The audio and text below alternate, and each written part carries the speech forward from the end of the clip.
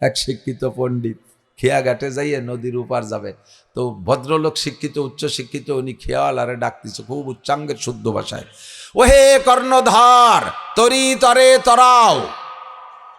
কর্ণধর জীবনও জানে না যে আমার নাম কর্ণধর। বাংলায় কর্ণধর মানে শুদ্ধ বাংলায় কর্ণধরকে খেয়াল আরে, তো কি বাংলা ভরছে নাকি যে কর্ণধর বোঝে? তরি মানে যে নৌকো তা তো সে জানে না, তরে মানে কিনারে, আর তরাও মানে আনো, এতে বুঝতে পারতেছে না। ওই বসে বসে বিড়ি খাইয়েই যাচ্ছে, ও বসে লোক নাই এ জন্য আসেও না, উল্টো দিক ভাষা ফিরে দিয়ে বসে বিড়ি খাইয়েই যাচ্ছে। আরে ভদ্রলোক এইরকম শুদ্ধ, ও হে কর্ণধর তরি তরে তরাও, কর্ণধরের সাতায় শোনে না। এই বছর এক আইলিও নাংলা কিসেন, সে আইসে বলতেছে ভাই কি বলেন আপনি? ভাই আমাকে উপার যেতে হবে, কর্ণধর তরি তরাচ্ছে না। তো কয় যে ওয়াকলি দিন বইরে ডাকলে আসবে, রায়ন আমি খেয়াই নিয়ে দিছি, অমকের বেটা হবো উপার বসে তোর বাপের এই হচ্ছিস। বাংলা কলি চলে আইছে। কই যে আমি এত সুন্দর কলি বললাম তুমি বার আসলো না, তুমি বকানি দিলে চলে আসলো, তাহলে তো আমাকে বকানি শেখা দরকার ছিল। তো খেয়া আসলে এবার খেয়ায় উঠছে, খেয়ায় উঠিয়া খেয়ালার সাথে এবার মুজাকারায় বসছে। তবলিগি মুজাকারা হয় না, মুজাকারা। তুমি কি ওহে কর্ণধর তুমি কি বাংলা লেখাপড়া জানো? কয় স্যার বাংলা দুই এক লাইন যদি জানতাম তাহলে কি খেয়া বইয়ে বেড়াই নাকি, কমপক্ষে গার্মেন্টসে একটু চাকরি বাকরি হলেও করতাম। বলার পর তাহলে তোমার জীবন চার আনাই মিশিয়ে, জীবন চার আনাই মিশিয়ে। কয় কি জীবনে কেউ কোনোদিন আমার কোনো অংশরে মিশিয়ে করতে পারলো না। আরে এর এত যত্ন সহকারে উঠলাম, উঠিয়ে আমার সাইডে না মিশিয়ে। কথা আর বাড়াচ্ছে না, চুপ করে রয়েছে যে সাইরেনার পদ্মে যায় যাক। কদ্দুর আগই বলছে হে কর্ণধর তুমি কি অঙ্ক অঙ্ক অঙ্ক জানো, তুমি কি অঙ্ক কষতে পারো? কয় স্যার একটু বাংলা একটু অঙ্ক জানলি তো যে কোনো অফিসে একটু পিয়নগিরি হইয়ে খাতি পারতাম, এই কি খেয়া বেরিয়ে বেড়াই পিঠ পুড়াইয়া। কয় তাহলে তোমার জীবন আটা নাই মিশিয়ে। ও কয় আল্লাহ এই নাকি উঠাইছি আজকে, সারা জীবনই তো মিশিয়ে দেবে, ভাব ভালো না। কদ্দুর যে হে কর্ণধর তুমি কি ইংরেজি জানো? কয় স্যার আমার গোষ্ঠীতেও কেউ ইংরেজিতে আলিফও জানে না। আপনি কি শুরু করলেন? যখন কইছে তোমার জীবন তুমি কি ইংরেজি জানো? কয় না জানি না। কয় তাহলে তোমার জীবন 12 আনাই। এখন কয় আল্লাহ আসাইরে না আছে, এর আগে ওরে নামাই দিতে পারলি কিছু হলি তো তাই পুরো 16 আনা মিছে দিলি শেষ। এর মধ্যে আকাশে তুমুল মেঘ, ছাড়ছে ঝড়, আর নদীতে ঢেউ শুরু হয়েছে। এখন মাঝি খুব ধীরস্থির ভাবে এতক্ষণ একটু জোরে জোরে বাইছে খরার মধ্যে, এখন যখন বাতাস ছাড়ছে ঠান্ডা মেঘ একটু ভালো ঠেকতেছে, বইটে ডিল ছেড়ি দিছে আস্তে। কর্ণধর দ্রুত নৌকা ভাও। কয় স্যার কেন? এতক্ষণ পর্যন্ত খরার মধ্যে দিয়ে বাইরে বেড়াইছে, জুত পাইনি, একটু মেঘ হয়েছে, একটু বাতাস ছাড়ছে, একটু আস্তে আস্তে যাই, সমস্যা কি? কয় না নৌকা ডুবে যাবে। কয় নৌকা ডুবলে অসুবিধা কি, সাঁতার কেটে উপার যাব। আপনি সাঁতার জানেন না? কয় না আমি সাঁতার জানি না। এবার পাইছে মাঝি সুযোগ, তাহলে তোমার জীবন 16 আনাই মিশিয়া। আমি তো 12 আনা যে ঠেকে গেছি, সাইরেনা আছে, এই সাইরেনা দিয়ে আমি সাঁতরাইয়ে উপার যাব, তোর 16 আনা 12 আনা আছে, তো 16 আনাই শেষ। তুই মরবি, সাঁতার কাটতে জানিস না, পেটটা বাইচে থাকবে পণ্ডিত, আর শিয়াল শগুনি খাবে তোর পেট, উভতে থাকবি তোর ভাষা খুঁচিয়ে খাবে শিল শগুনি কাউ এসে, আর আমি মাঝি সাঁতরায় উপর যাবো, দেখ কার কয়া না মিশিয়া প্রমাণ হবে। কথা কন, আইএ পারো, বিএ পারো, ইংরেজি পারো, বাংলা পারো, অঙ্ক পারো, সব পারো, সায়েন্স পারো, বিজ্ঞান পারো, কোরআন পারো না, তোমার 16 আনাই মিশিয়া। কথা কন, আমরা এগুলো পারি না, আমরা কোরআন পারি ইনশাআল্লাহ। এই কোরআন দিয়ে সাঁতার কাইটা পুলসিরাতের নদী পার হয়ে উপার যাব, আর তুই মাঝখানে তোর ওই 12 আনা নিয়ে পড়িয়ে মরবি, ঠিক না? ওয়াল্লাযীনা উতুল ইলমা দারাজাত। কষ্ট নিয়েন না, সুযোগ আছে। একসময় এদেশে মাদ্রাসা ছিল না, সেই সময় আপনারা পড়তে পারেন নাই, এখন ঘরে ঘরে গ্রামে গ্রামে মাদ্রাসা। আমি বুড়োদের জন্য মাদ্রাসা তশকিল করতেছি, বুড়োকে মাদ্রাসা হইছে, বুড়োরা মাদ্রাসা আসেন, সংসার থেকে রিটায়ার্ড হয়ে গেছেন, ছেলে পেলে কামাই রোজগার করে, বসে বসে কি করেন, চার দোকানে বসে সারা দিন পাশায় দিয়ে ঘষতে ঘষতে বেঞ্চ খাই দিচ্ছে, কাম নাই কাজ নাই, বাড়ি বসে খালি পোলাপানের সাথে খেটর মেটর আরে, মসজিদে যাইও মুসল্লিদের সাথে খেসর মেসর আরে, চার দোকানে বসিয়া সারা দিন রাত। এখন তো নির্বাচন আইছে, এবারে নির্বাচনে কেউ চাটা খাচ্ছে কিনা তা তো আমি জানি না, এখনো শুরু হয়নি না, যদি এই নির্বাচনে চা শুরু হয় তালিয়ার বুড়োরা সকালে এসে যাবে, আসবে তো রাত 12টার আগে বাড়ি যাবে না, একের পর এক চা টোস আর পান আর বিড়ি গিলতি থাকবে। চলে আসেন এই বুড়োকালে মাদ্রাসায় ভর্তি হন। আবুল কালাম সাহেব এই পাশে যত আছে মাদ্রাসা, এনাদের মাদ্রাসায় আসেন, আইসে মাদ্রাসার থেকে শেখেন, দিনী এলেম শেখেন। ফাদলুল আলেম আলাল আবেদে কাফাদলি আলা আদনাকুম। দিনী এলেম ছাড়া, কুরআন হাদিসের এলেম অর্জন করা ছাড়া ওই শিক্ষিতরা আল্লাহ রসুল শিক্ষিত বলে না। এখন দিনী এলেমকে শিখলে, সে অর্জন করলে তাকে বলা হয় আলেম। দিনী এলেম দুই ভাগে বিভক্ত, বেশি সময় নষ্ট করব না। দিনী এলেম দুই প্রকার, খেয়াল করেন। দিনী এলেম দুই প্রকার, একেবারে দুই কথায় আল্লাহ পাক বলে দিয়েছেন, মা তাকুমুর রাসূলু ফাখুযুহু ওয়া মা নাহাকুম আনহু ফান্তাহু। অর্ধেক করণীয়, অর্ধেক বর্জনীয়, অর্ধেক অর্জনীয়, অর্ধেক বর্জনীয়। অর্জনীয় আর বর্জনীয় দুই প্রকার এলেমই শিখতে হবে। শুধু অর্জনীয়টা শিখছেন, বর্জনীয়টা শেখেন নাই, ওই বর্জনীয়টা আপনার অর্জনের মধ্যে ঢুকে পড়বে। জুনায়েদ বাগদাদি হবে। এক ছাগলের রাখাল আইসে ওনাকে জিজ্ঞেস করছে, তার সাথে ছাগলও আছে, মাঠের মধ্যে দেখা পোলাপান মানুষ, মূর্খ মানুষ, ছাগলের রাখাল কত বড়ই বা শিক্ষিত হতে পারে? ছাগলের রাখাল তার বিসিএস পাস হয় না, ভালো মুফতি মুহাদ্দিস হয় না। তো ছাগলের রাখাল জুনায়েদ বাগদাদিকে বলতেছে, হুজুর একটা দাড়িওয়ালা ছাগল আছে না, দাড়িওয়ালা ছাগল, একটা দাড়িওয়ালা ছাগল আইনে বলতেছে, হুজুর আমার এই ছাগলের দাড়ির দাম বেশি না আপনার দাম বেশি? তো এমন কথা যদি আমাদের বলতো, তাহলে আমরা যত বড় পিসা বই, মাথাটা কিছুক্ষণের জন্য হলো গরম হবে, একটা ভালো উত্তর তারে দিতাম আমরা। কিন্তু জুনায়েদ বাগদাদি রহমতুল্লাহ আলাইহি ধৈর্যের সাথে বললেন, বরঞ্চ হাকিকতের দিকে তাকায় বললেন, যুবক তোমার ছাগলের দাড়ির দাম বেশি না আমার দাম বেশি? তুমি কঠিন একটা প্রশ্ন করেছ। উত্তর হলো, কিয়ামতে যদি আমি জাহান্নাম থেকে নাজাত পাই, আমার নামটা জাহান্নামের খাতা থেকে কেটে দিয়ে যদি আল্লাহ তাআলা জান্নাতের খাতায় নামটা লিখে দেন, তাহলে তোমার ছাগল না, তোমার সব ছাগল, ছাগলের সব দাড়ি, ছাগলের মালিক, দুনিয়ায় যত মানুষ আছে, দুনিয়ার মধ্যে যাহা কিছু আছে সব কিছুর চাইতে আমি দামি। আর যদি কিয়ামতে আমার নামটা ওই জাহান্নামের খাতায় লেখা থাকে আর আমাকে জাহান্নামে দেওয়া হয়, তাহলে তোমার ছাগলের দাড়ি না, তোমার ছাগলের পায়খানার চাইতে আমি বেদামি। হুজুর আয়াত শুনাই দিলেন, ফামান যুহজিহা আনিন নারি ওয়া উদখিলাল জান্নাতা ফাকাদ ফাজ। সফলতার মাপকাঠি এটাই, জাহান্নাম থেকে যদি বেঁচে যাই আর জান্নাতে যদি যেতে পারি, তাহলেই অরিজিনাল সফলতা। নিজেকে নিজে এস্টাবলিশড মনে করি, নিজেকে নিজে পরিপূর্ণ মনে করি, এই পরিপূর্ণতা কিছুই না। নিজেকে নিজে দামি মনে করি, আল্লাহ পাক বলেন দামিকে তুমি শুনে নাও, ইয়ারফাইল্লাহুল্লাযীনা আমানু মিনকুম, তোমাদের মধ্যে আমার কাছে সবচেয়ে উঁচু মাকামের মানুষ, সবচেয়ে দামি মানুষ, সবচেয়ে সম্মানী মানুষ, সবচেয়ে মর্যাদা সম্পন্ন মানুষ, ইয়ারফাইল্লাহুল্লাযীনা আমানু মিনকুম, তোমাদের মধ্যে যারা ঈমানদার। বলেন তোমাদের মধ্যে যারা ঈমানদার। একজন ঈমানদার মানুষ আল্লাহর কাছে কত দামি?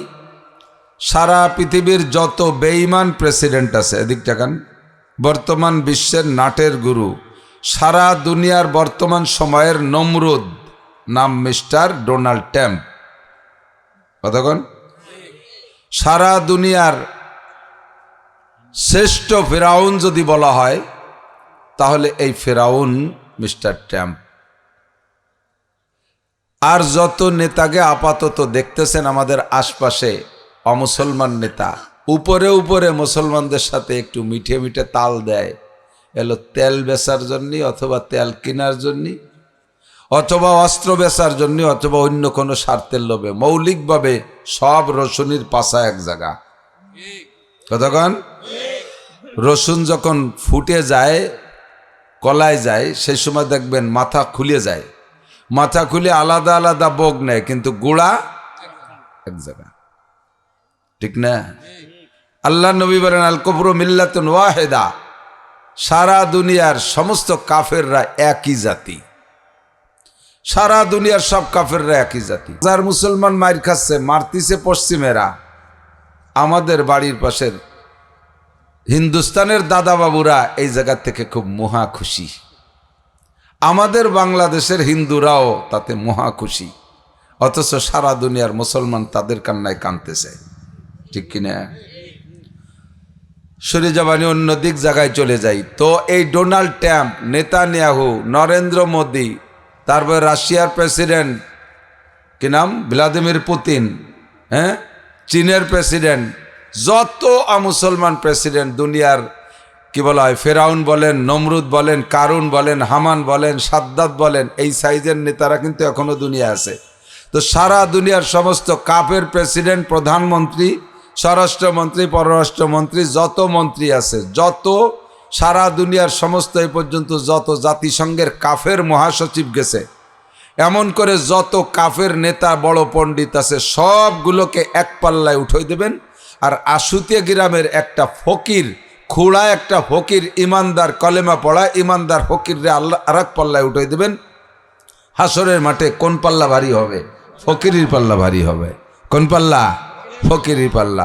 আল্লাহ পাক বলেন ইয়ারফাইল্লাহুল্লাযীনা আমানু মিনকুম, সবচেয়ে সম্মানী, দামি, উঁচু মাকামের তোমাদের মধ্যে যারা ইমানদার, তোমাদের মধ্যে যারা ইমানদার। এখন আমি ইমানদার হিসাবে আমারে কেউ ঠাট্টা করলো, ব্যঙ্গ করলো, উপহাস করলো, আমার দিকে শুকরিয়া করলো, কোরআন শরীফে তাও আছে ফাত্তাখাযতুমুহুম সিখরিয়ান হাত্তা আনসাকুম যিকরি ওয়া কুনতুম মিনহুম তাদহাকুন। সারা দুনিয়ার ইমানদারদেরকে দেখা বেঈমানরা কিন্তু হাসে, ঠাট্টা করে, অ্যাঙ্গেল নজরে তাকায়, বেকা নজরে তাকায়, উপহাস করে, ব্যঙ্গ করে, করে করে আপনারা এই সমাজে যারা ভালো দিনদার ইমানদার, আর যারা এই সমাজে মুসলমানের সন্তান হয়েও আমল আখলাক ভালো না, তারা এই বেআমলগুলো দেখবেন আমলওয়ালাকে দেখে ঠাট্টা করে। এমনকি সাধারণ পাবলিক যদি নামাজও পড়ে তবুও তারা খালেস আলেম ওলামাদেরকে দেখে মৌলবী কই একটা ভেস্কি মারে, মৌলবী কই একটা ভেক্সি মারে। আল্লাহু আকবার। নিজেকে নিজে অনেক দামি মনে করে, তাতে কিচ্ছু আসে যায় না। যে জিনিস ভালো, যে জিনিস ভালো, সে জিনিস যাকে আল্লাহ ভালো বলে তারে দুনিয়ার সবাই খারাপ করলে কিচ্ছু আসে যায় না। सारे दुनिया हो मुखालिफ फिर न कोई नुकसान है, सारे दुनिया हो मुखालिफ फिर न कोई नुकसान है, खौफ नहीं कुछ गम नहीं जब रहमत रहमान है। সারা দুনিয়ার বেঈমান কাফেররা আমাদের বিপক্ষে চলে যাবে, কিচ্ছু আসে যায় না। আল্লাহ আল্লাহর রসুল যদি আমাদের পক্ষে থাকে সেটাই আমাদের কামিয়াবির জন্য যথেষ্ট, আমাদের সম্মানের জন্য যথেষ্ট, ঠিক কিনা? মন খারাপের কোনো দরকার নেই, সব জিনিস সবার ভালো লাগে না। আতর ভালো না মন্দ? কথা কেন, আতর ভালো লাগে আপনাকে কাছে? আল্লাহ পাকও সুগন্ধি পছন্দ করেন। নবী আলাইহিস সালাম একদিন মজলিসে বলতেছেন দুনিয়ার তিনটি জিনিস ভালো লাগে, তার ভিতরে এক নম্বরে আত্মীব, সুগন্ধি ভালো লাগে। পরবর্তীতে আবু বকরও কয় সাদাকতা, হুজুর ঠিকই বলছেন, ও তিনটি আমারও ভালো লাগে। তিনটি জিনিস হুজুর বললেন, তার ভিতরে এক নম্বরে সুগন্ধি। আপনাদেরও সুগন্ধি ভালো লাগে, লাগে কি লাগে না? সবাই সুগন্ধি ভালো লাগে। জিনরা সুগন্ধি পছন্দ করে, ফেরেশতারা সুগন্ধি পছন্দ করে, সবাই ঘ্রাণ পছন্দ করে, কিন্তু একজন ঘ্রাণ পছন্দ করে না, দুইজন। মানুষের ভিতরে এক জাতি আর অন্য প্রাণীর মধ্যে আর এক জাতি। মানুষের ভিতরে যারা মেথর, সুইপার, পায়খানা সাফ করে, ওরা কিন্তু ঘ্রাণ সহ্য করতে পারে না। ওকে গু শক্তি ওর স্বভাব হয়ে গেছে। আতরের ঘিরান নাকে আসলে বেহুশ হয়ে পড়ে যায়। মেথরে সুইপারে এরা আতর পছন্দ করলো না, তাই থেকে আতর খারাপ। কথা কর না কে, আতর খারাপ। আর আলো সুসো চেনেন তো, ওই যে ইঁদুরির মতো একটু একটু রাতের বেলায় টিপ মেরে বেড়ায়, ফুরুত দৌড়ে বেড়ায়, দিনই ওকে সাক্ষাৎ নাই, দিনই দেখা যায় না। এরা কিন্তু আতর পছন্দ করে না। ঘরের ভিতরে যদি সুসোর উপদ্রব্য বেশি হয়, কোনো মেশিন পাচ্ছি যে খেদাতে পারতেছেন না, 10 টাকা দামের একটা আতর কিনে ছড়াইতে হবেন, যে কয়দিন আতরের ঘিরান থাকবে ওই কয়দিন সুসু আসবে না। এই মেথর আর সুসু এরা আতর পছন্দ করে না, এজন্য কি আতর খারাপ। সারা দুনিয়ার ট্যামটম যত নেতানিয়াহু মোদি গদি আছে, এরা ইমানদারদেরকে পছন্দ করে না, মোমেনরে পছন্দ করে না, তাতে কিছু আসে যায়? মোমেনের সার্টিফিকেট দিয়েছে কে? আল্লাহ। ইয়ারফাইল্লাহুল্লাযীনা আমানু মিনকুম, তোমাদের মধ্যে যারা ইমানদার তাদের মর্যাদা সবচেয়ে বেশি। কোন সুবহানাল্লাহ। সূর্য ভালো না মন্দ? কয়েকদিন কুয়াশা গেছে, সূর্য দেখতে পারেন নাই, কত খারাপ লাগছে না? লোক কিছু বেশি হয়ে গেছে, পিছন যে কয়জন চলে যাবে নাকি? কি কন? না চলে যাবে না, আমি তাড়াই দিচ্ছি তো। যদি যাইতো আপনি রাত ভর চিল্লে আসবে না কি এ ব্যবসা করি আমি ওর মাল কিরম সাজাতে হবে আমি জানি যে যার ব্যবসা করে সে তার দোকান সাজাতে পারে এ তো আমি ওরে বেড়াই আল্লাহ যদি সামনের ফাঁকা জায়গাটা একটু আগায় বসেন একরামের নিয়েতে যে আমি আগায় বসলে আর একজন বসতে পারবে তাহলে একটু পাশা ঘষে আগাইলে 10 বছর এতে কাবেন নাকি পাবেন এই পাশা ঘষার মধ্যেও নাকি খেলা কারে কয় দেখছেন কিন্তু জায়গায় থাই এরকম ডুল্লি হবে না এটা ধোকা দেওয়া হবে অনেকে এরকম মাথা ঝুলোচ্ছে ফাঁসা শক্তিছে না ওইগুলো হবে না আগায় আসছে এই যে এই পাশে 1.5 কাঠা খালি রয়েছে যারা দাঁড়িয়ে আছেন তারা ঢুকে বসার চেষ্টা করলেই হয়ে যাবে ইনশাআল্লাহ তো সূর্য ভালো লাগে না মন্দ লাগে সবার ভালো লাগে না সূর্য দেখতে পারে না দুই প্রাণী সুসো আর সামসিয়া সূর্য পছন্দ করে না কারা সুসো আর সামসিয়াকে দিনই দেখা যায় না সুসো দিনই দেখা যায় না ওরা কিন্তু রাত্রে ফারুত ফুরুত করে বেড়ায় ঠিক না সব প্রাণী দিনই দৌড়ে বেড়ায় কিন্তু সামসি আর সুসো রাত্রি নামে দিনই নামে না কেন সূর্য দেখতে পারে না যেই সূর্যের উপরে বৃক্ষাদি তরুলতা গাছপালা প্রাণী জগৎ সকলে খুশি সেই সূর্যরে সামসি আর সুসো দেখতে পারে না রাতভর টিপ মেরে বেড়াইছে সূর্যটা উঠার সাথে সাথে ওই দুইজন সূর্যরে গুটিখানিক গালাগালি এরিয়ে যার যার জায়গায় সুসো চলে যায় গাড়ার মধ্যে সামসি চলে যায় মাছার তলে যত অন্ধকার আছে সেই জায়গায় যে চামটি দিয়ে লেগে যায় মাগরিব হওয়ার পরে পরে মোটামুটি ফ্লাইট শুরু হয়ে যায় দৌড় শুরু হয়ে যায় তাই সুসু আর সামসি সূর্য দেখতে পারে না এই জন্য কি সূর্য খারাপ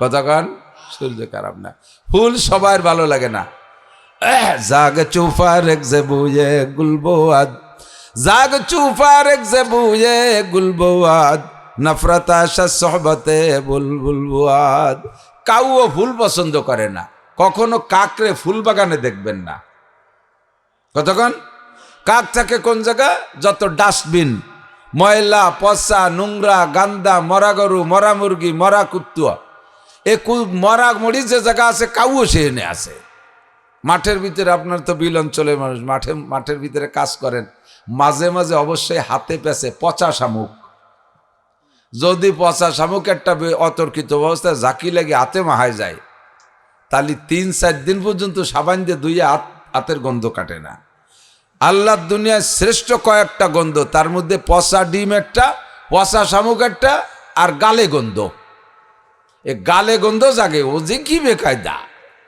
কেউ কেউ মোহাব্বতের ঠেলায় আর মুহির বরাইছে কথা কয় ও মুখ দিয়ে এই পাশে কথা কয় আমার দম এই পাশে উল্টো পাশে বার হয়ে যাওয়ার কায়দা হয়ে যায় এই গালে গন্ধ ইন্টারন্যাশনাল খারাপ গন্ধ তো পচা শামুক কাউই পাইয়ে মহি নিয়ে 100 মুখী ভিতরের মাল খেয়ে ফেলে দিছে এরপরে বোতলটা মহিরে নিয়ে কুচির ঠেলায় এই শামুক মুখী করে নিয়ে গাছের ডালে বইসা নিচের দিক তাকায় দেখে বুলবুল পাখি ফুলের মধ্যে মুখ দিয়ে মধু খায় আর আল্লাহর নিয়ামতের শুকর আদায় করে সদায়ে কুমরিয়া বাসাদ বকুকু সদায়ে কুমরিয়া বাসাদ বকুকু बगो से मंदराया दल्लहू चमन में चू चुकर काते है बुलबुल के फुलू में अल्लाह मिया तू ही तू है तू ही तू तू ही तू है तू ही तू ফুলের মধ্যে মুখ দিয়া বুলবুল পাখিতে মধু খায় আর আল্লাহর নিয়ামতের শুকর আদায় করে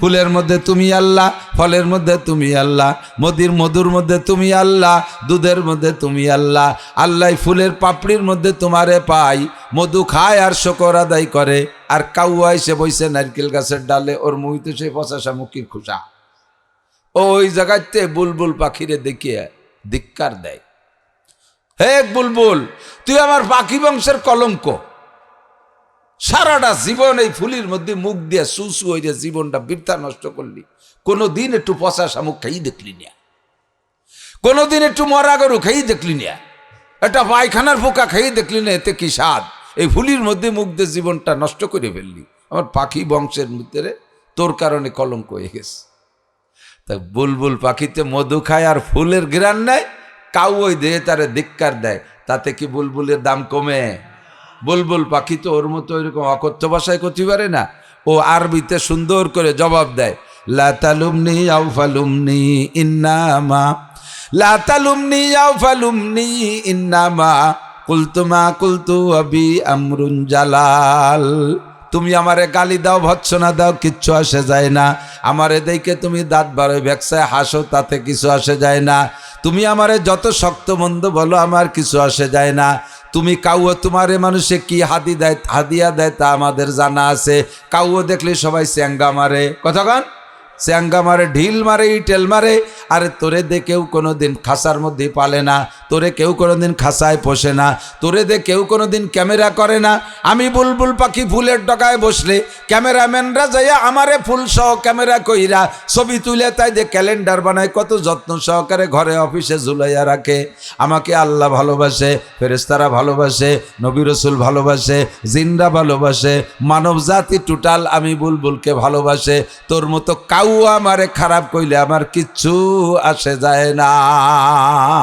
কতক্ষণ মুসলমানদেরকে যদি ডোনাল্ড ট্রাম্প, নেতানিয়াহু, নরেন্দ্র মোদীর গোষ্ঠী, অং সান সুচির গোষ্ঠী, সারা দুনিয়ার কাফের মুশরিক ইহুদ নাসারা যদি খারাপ কয়, উলামায়ে কিরামরে যদি সকলে ধিক্কারও দেয়, হাফেজ আলেমদেরকে যদি সকলে গালি দেয়, ঠাট্টা করে, ব্যঙ্গ করে, আরে মহিলা মাদ্রাসার মেয়েদেরকে দেখে যদি কেউ ঠাট্টা করে, ব্যঙ্গ করে, এটাকে ব্যঙ্গ করনেওয়ালা, ঠাট্টা করনেওয়ালাদেরকে আমরা ধরে নেব তোমরা দাঁড়কাউয়ার গোষ্ঠী। কতক্ষণ তোমরা কাক শগুনের গোষ্ঠী, তোমরা চিল শগুনের গোষ্ঠী, তোমরা ভালো জাতি না। আর এরা যারা কোরআন হাদিসের মধ্যে ডুবে আছে, এরা বুলবুল পাখির গোষ্ঠী, কোরআনের ফুলের মধ্যে, হাদিসের ফুলের মধ্যে মুখ দিয়ে রেগুলার মধু খায়, মাঝে মাঝে নামাজ শেষে বৈশা আল্লাহর প্রেমের জিকির করে, লা ইলাহা ইল্লাল্লাহ, লা ইলাহা ইল্লাল্লাহ, লা ইলাহা इल्लल्लाह। पर्दाए हस्ती अगर सूजी बना रे ला इलाह, पर्दाए हस्ती अगर सूजी बना रे ला इलाह, आज़मा बे पर्दा बीनी नूरे इल्लल्लाह रा, आज़मा बे पर्दा बीनी नूरे इल्लल्लाह रा, ला इलाहा इल्लल्लाह, ला इलाहा इल्लल्लाह, ला इलाहा इल्लल्लाह, ला इलाहा इल्लल्लाह, ला इलाहा इल्लल्लाह।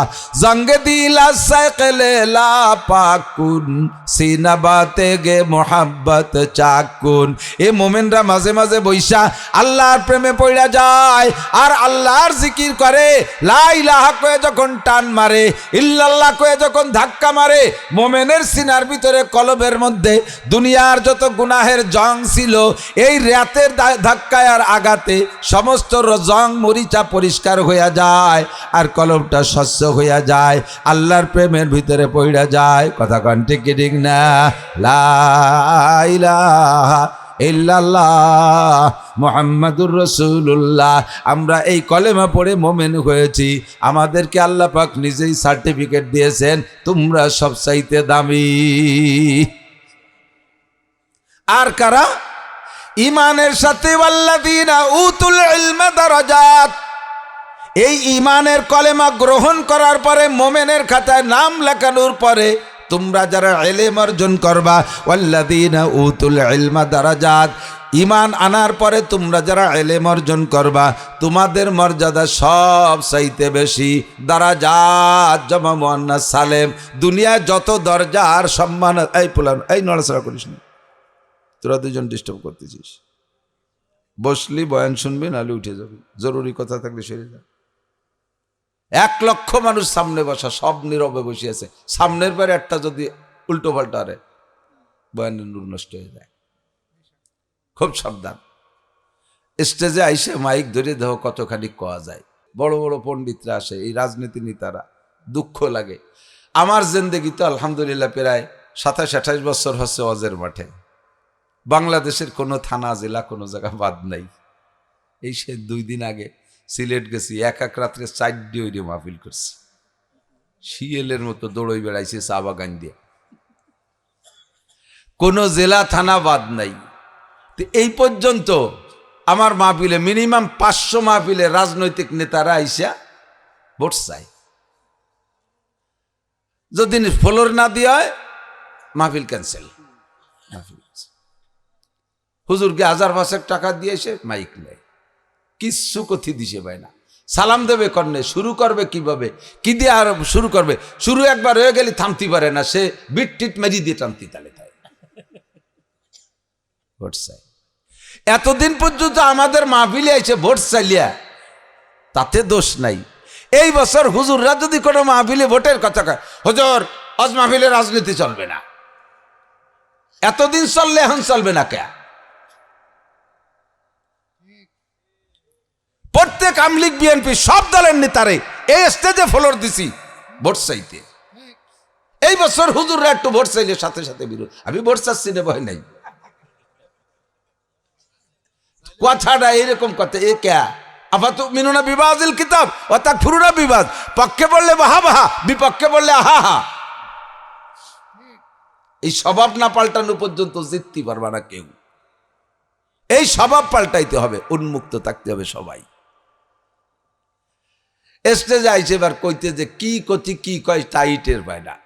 আমার এসে ফোন দিচ্ছে একজনে, হুজুর আমাদের কলেজে একটা মাহফিল হবে, প্রফেসর, একজন কলেজের প্রফেসর, আমাকে গোপালগঞ্জের কোনো এক কলেজ নাম কব না, হে প্রফেসর ফোন দিচ্ছে, হুজুর আমাদের এখানে বক্তাতে একজন পাইছি, আর আপনি কি সন্ধ্যের থেকে মাগরিব পর্যন্ত 1 ঘন্টা সময় আমাকে টস করা যায় হুজুর? সন্ধ্যের থেকে মাগরিব পর্যন্ত। আমি কই স্যার সন্ধ্যে কখন আর মাগরিব কখন? কই সরি সরি সরি হুজুর ভুল হয়ে গেছে। আমি বলি যে একটা কথা কইলেন তাই ভুল হয়ে গেলে, আর আমরা 2 ঘন্টা হজ করি, 2টা ভুল হলি ধরেন কে? লুকমা দেয়া সহজ, লুকমার ঊর্ধ্বে থাকা কঠিন। ওয়াজ শোনা খুব সহজ, কিন্তু ওয়াজ করা ভারী কঠিন। এ জায়গা বসলি একেবারে তাতা খুলাই তেল দেওয়ার মতো স্যাত করে শুয়ে যায়। যদি পরিবেশ সুন্দর থাকে তাহলে আল্লাহর পক্ষ থেকে ধীরে ধীরে কথা আসে। একজন আরিবানি হলে সব নষ্ট হয়ে যায়। ওয়াল্লাযীনা উতুল ইলমা দারাজাত, যাদেরকে আল্লাহ তাআলা ঈমানের সাথে, ঈমান ছাড়া ইলমের দাম নাই। আমার সাথে আমাদের এক বন্ধু ছিল, আল আজহার বিশ্ববিদ্যালয়ে পড়ছে, বাংলাদেশে আসার পরে বলতেছে, আমি বললাম যে আল আজহারের কিছু কিস্সা কয় যে হুজুর আমাদেরকে তফসিরে বয়জবি পড়ায়, গহরডাঙ্গায় তফসিরে বয়জবি পড়াইতেন কাশিনী হুজুর রহমতুল্লাহ আলাইহি। প্রত্যেক মাদ্রাসায় যেখানে তফসিরে বয়জবির ক্লাস আছে, মাদ্রাসার সবচাইতে যোগ্য শিক্ষকরে তফসিরে বয়জবি দেয়া লাগে, যে সে পড়াতে পারে না। হিদায়াত সালেস, শারহে আকায়েদ, মুখতাসারুল মানি, তফসিরে বয়জবি, তিরমিজি, বুখারী আউয়াল, বাছাই করা কটা কিতাব, একের বাছাই করা শিক্ষক দিয়ে পড়ানো লাগে। এই তফসিরে বয়জবি পড়ায় আল আজহার বিশ্ববিদ্যালয়ে এক খ্রিস্টান মহিলা খ্রিস্টান আসে, একটা হাফ প্যান্ট পরে, কোনোদিন একটা ব্রেসিয়ার পরে, অথবা কোনোদিন সর্বোচ্চ একটা টেপ পরে আসে, বব কাটিং চুল, চাঁদের মতো চেহারা। এমন একটা মহিলা যদি ক্লাসে আসে, আর ছাত্র তো সবই অ্যাডাল্ট, সবই সাবালেক জোয়ান, তাহলে তাদের নজর পড়বে। মহিলার টেকটিস এত, ঢুকেই কোনো কাহারোর সাথে কথা বলে না, এমনভাবে বয়ান শুরু করে, তার ওই চেহারা আর তার শরীরের দিকে তাকানোর হুঁশ থাকে না। সে বলে আর আমরা লিখে সারি, কোন ফাঁকে ক্লাস শেষ করে চলে যায়, তারা দেখতেই সুযোগ পাইনি। খ্রিস্টান মহিলা তফসিরে বয়জবি পড়ায়। তফসিরে বয়জবি না, সারা দুনিয়ার সমস্ত তফসিরে যদি পড়ায়, আর সে যদি খ্রিস্টান হালাতেই মারা যায়, খোদার কসম 1 সেকেন্ডও জান্নাতে যাবে না। বাংলাদেশে প্রথম সময় যারা কোরআন শরীফের বঙ্গানুবাদ করেছে, প্রথম সময় যারা উনি সবার আগে তা না, হিন্দুরা ক্রেডিট জানে যে মুসলমান তোমাকে কোরআন শরীফের প্রথম বঙ্গানুবাদ আমাদের গিরিশচন্দ্র সেন করছে। না রে দুদু, তোমার ওই গিরিশচন্দ্র সেন প্রথম না, ওই প্রথম সময় আরো অনেকে ছিল, তারও আগে করছে, তবে উনিও করছে, আমরা ওনাকে ধন্যবাদ জানাই, থ্যাংক ইউ, ওয়েলকাম। তর্জমাটা সঠিক লিখছে, আমি দেখছি গিরিশচন্দ্র সেনের তর্জমা অনুবাদ সঠিক লিখছে। তো সে তর্জমা লিখেছে, কিন্তু তার কোরআন শরীফে শুদ্ধ করে তর্জমা লিখছে। তফসিরও যদি লিখতো, সে মুসলমান হয়ে যদি না মরে থাকে, এই তর্জমা কোরআন লেখার কারণে 1 সেকেন্ডের জন্য জান্নাতে যাবে না। কতক্ষণ? জান্নাতে যাওয়ার জন্য লাগবে, জান্নাতের জমি কিনতে লাগবে কলেমা, ঈমান লাগবে। ঈমান দিয়ে জান্নাতের জমি কিনতে হয়, আর আমল দিয়ে জান্নাত সাজাইতে হয়। ইমান দিয়ে জান্নাতের জমি কিনতে হয়, আমল দিয়ে জান্নাত সাজাইতে হয়। নামাজ দিয়ে জান্নাত সাজাও, রোজা দিয়ে জান্নাত সাজাও, তিলাওয়াত দিয়ে জান্নাতের মধ্যে বিল্ডিং বানাও, জিকির দিয়ে জান্নাতের মধ্যে বাগান লাগাও। যত সুবহানাল্লাহ আলহামদুলিল্লাহ আল্লাহু আকবার বলবেন, জান্নাতের মধ্যে তত গাছপালা লাগানো হবে, তত বাগান হবে। কোরআন শরীফের আয়াত যত বেশি পড়বেন, আপনার জান্নাতের মধ্যে বিল্ডিং তত হবে। কোরআন শরীফ যদি এক বইটাকে এক সিরিয়ালে বিসমিল্লাহ কই আলহামদু সূরা থেকে নিয়ে সূরা নাস পর্যন্ত এক তরতিবে একবার শেষ করেন, আপনার জান্নাতের মধ্যে বিল্ডিং হবে ৬৬৬৬ তালা। ওয়াল্লাযীনা উতুল ইলমা দারাজাত, ইমানের সাথে এলেম লাগবে। ইমান ছাড়া যত বড় পণ্ডিত হোক না কেন, ওই পণ্ডিতের আল্লাহ পাকের কাছে দাম নাই। এই এলেম হলো সবচাইতে দামের আসবাব হলো এলেম।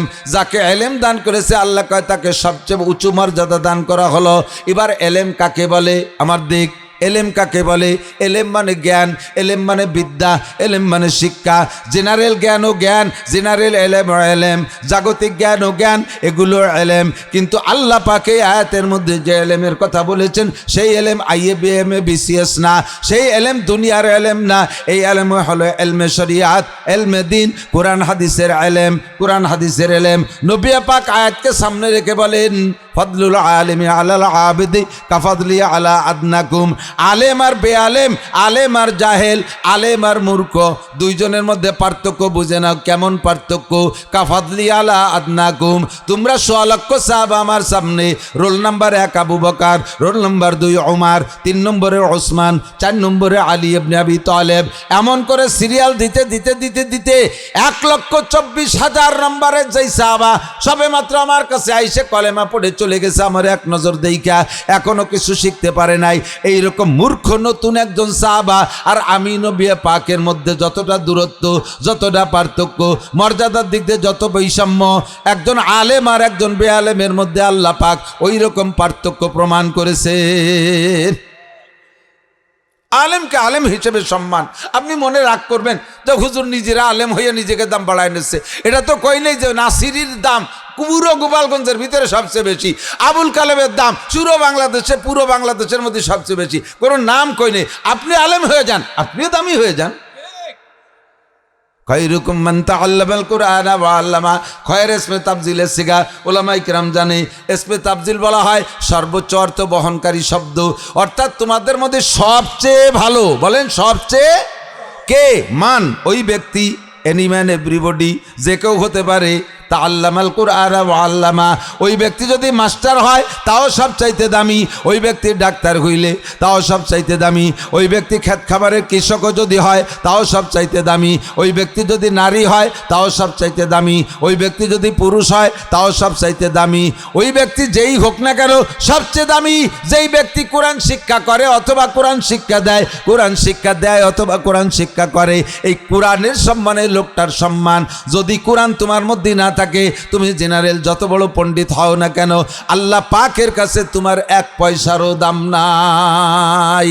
নবী পাকের জামানায় সবচেয়ে বড় বাছাই করা পণ্ডিত, সারা বিশ্ব প্রতিযোগিতায় যদি ২ থেকে ৩ জন বাছাই করে বের করা হতো, যারা জাগতিক শিক্ষায় সর্বোচ্চ শিক্ষিত, জাগতিক শিক্ষায় সর্বোচ্চ শিক্ষিত, তার ভিতরে একজন ছিল সৌদি আরবের গভর্নর, নাম তার আমর ইবনে হিশাম।